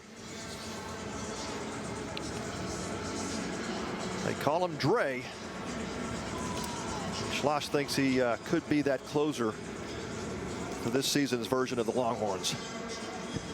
I guess the good news, if you're Jim Schlossnagle, you're finding out very quickly about these prospects who could be closers for you. They're giving a lot of those guys opportunities. This was not, though, how Jim Schlossnagle was envisioning the late game stages playing out when it was 2-0 into the ninth. This is how we've gotten to this point. Kamayu Neighbors, Pat, he was the one that got it all started from about the never say die Louisville Cardinals. They are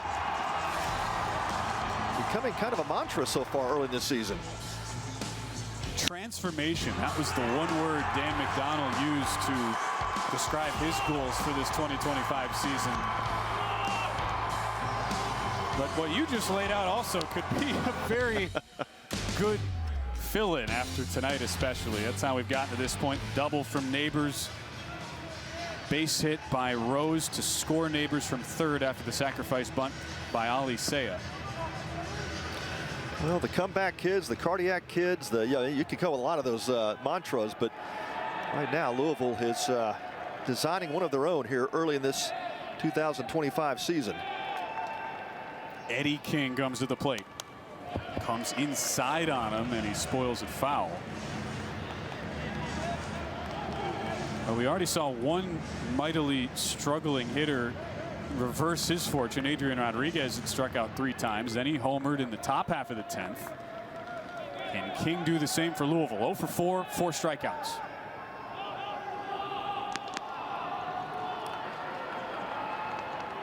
Duplantier, one of those guys that just great stuff. Great mound presence. And pitches with that bulldog mentality and really fits that closer type mindset well. Inside, it's off the glove of Galvan. Both runners advance 90 feet. What a big miscue between pitcher and catcher as that fastball rode up and in. Yeah, it just took off inside, and of course a pitch that Galvan has to handle.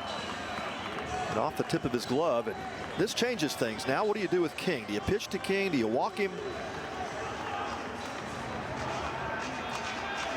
You've got Jake Monroe on deck. And how does Jim Schlossnagle want to play this? Now he's got the infield in. They are going to choose to pitch to King. 1-1. Jam shot, foul. Especially now that you have 2 strikes and a hitter who clearly has struggled with picking up the ball all night. Don't want to just give the free base here. Well, it gives you some options with what you want to do with Monroe, and with King struggling, that's the bet. He's not going to break out here. Cardinals just needed to put something in play, preferably deep outfield. Texas has their outfield pulled in. A winning run 90 feet away. Swing and a miss. The curveball gets the job done for Duplantier. And that's a breaking pitch. It backs up on Duplantier. You saw the spin, but it just didn't break like it should have. It backed up on him, but effective nonetheless. And King with the 5th strikeout of the night. 13th strikeout for the Texas staff. Now it's Jake Monroe, who had the booming double in the bottom of the 9th that missed being a homer by a couple feet. Big wave and a miss going to the slider. They did rule that pitch a pass ball, by the way, that advanced Rose to 3rd and Klein to 2nd. Not a surprise since it hit right off the glove of Galvan. 3-3 game, bottom of the 10th, 2 outs, 2 on.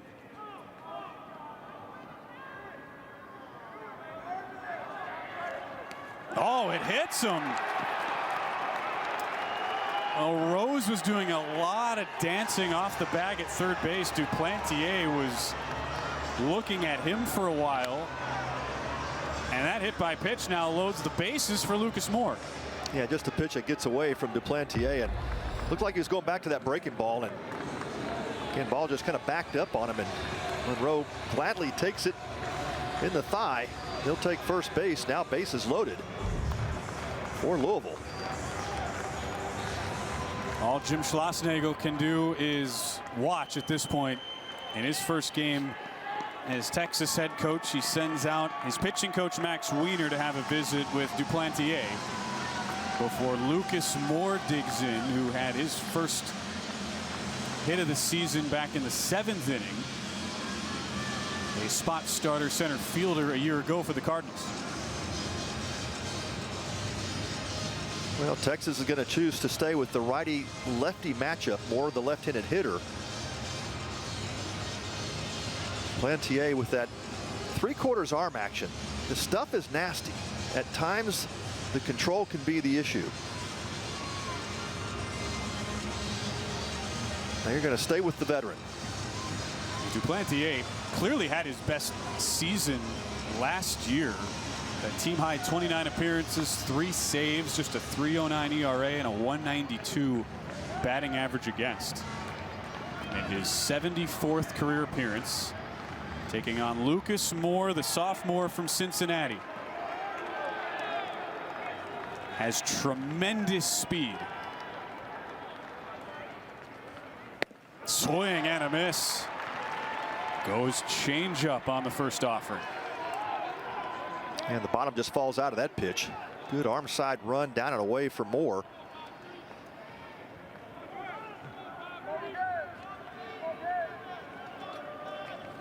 Showing bunt, it's in the dirt, and Galvan did enough to keep that near him. On that bunt, they did say it was an offer, so it's 0-2. I thought he pulled back. I did too. They're showing 0-2 on the board, and unless that was fouled. I don't think no, there was no contact there. He's calling contact. The home plate umpire said that ball was tipped. Yeah. Instead of 1-1, it's 0-2.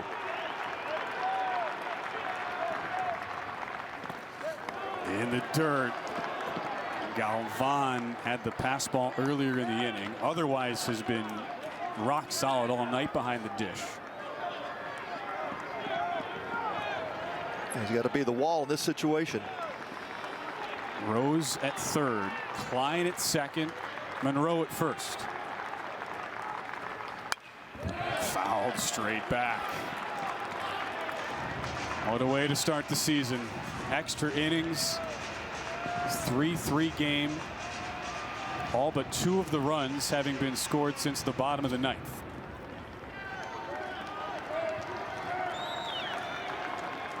Lucas Moore digs back in. A couple of dummy shakes here. Galvan wanted to shake. Punch to the left side, base hit! Base hit! Louisville wins!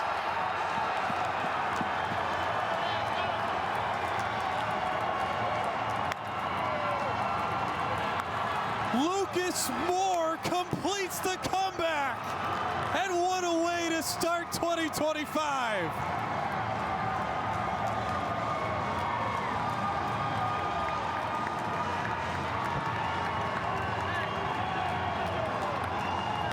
How about that, Ben?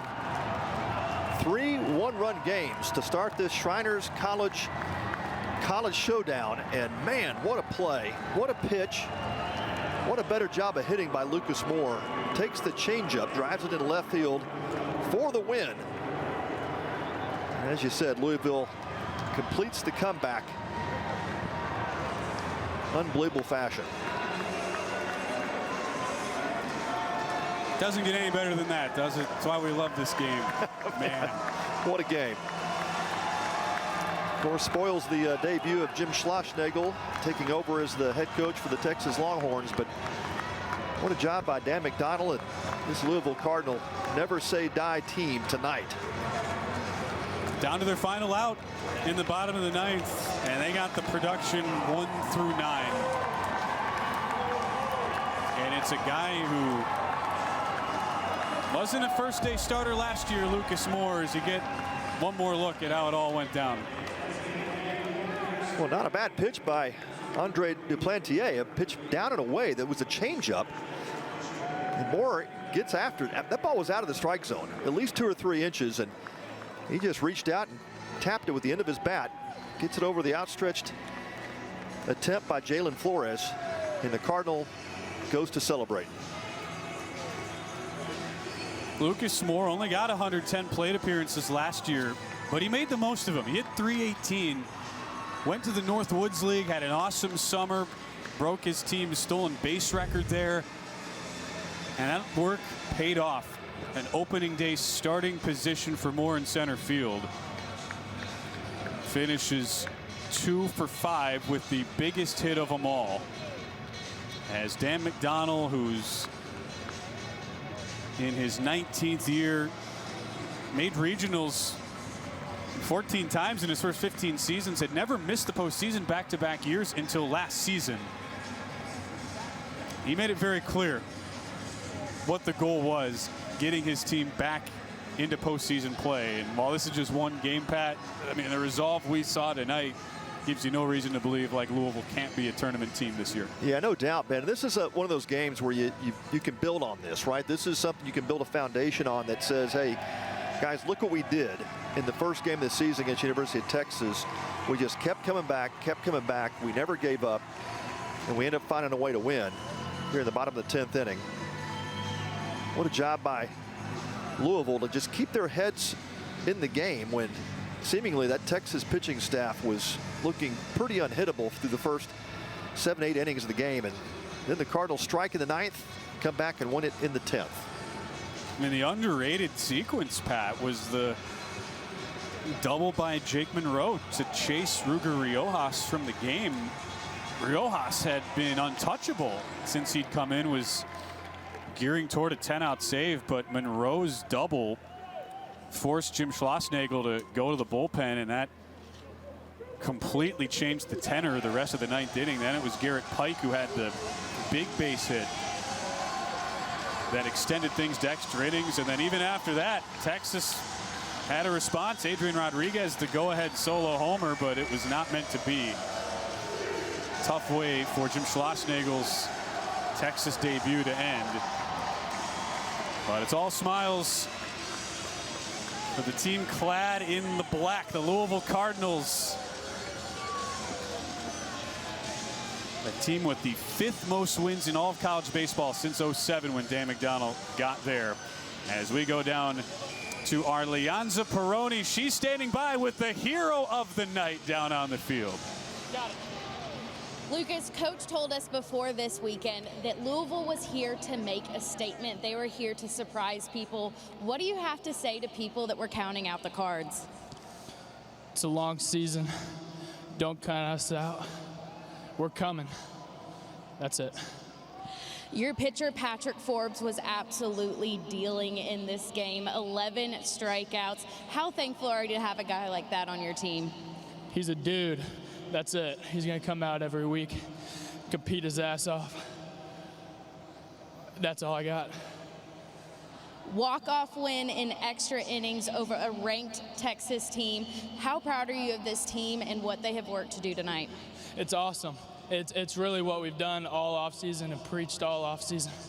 We're just going to keep coming, compete, fight our asses off, and we're going to keep coming. Playing in a big league stadium for a bigger purpose this weekend, what is it like getting to play baseball and celebrate these Shriners Children's kids this weekend? It's awesome. I'm glad I get to be a part of something like this. I'm thankful. That's it. Amazing win today. Congratulations. Thank you. Thanks so much, Leanza.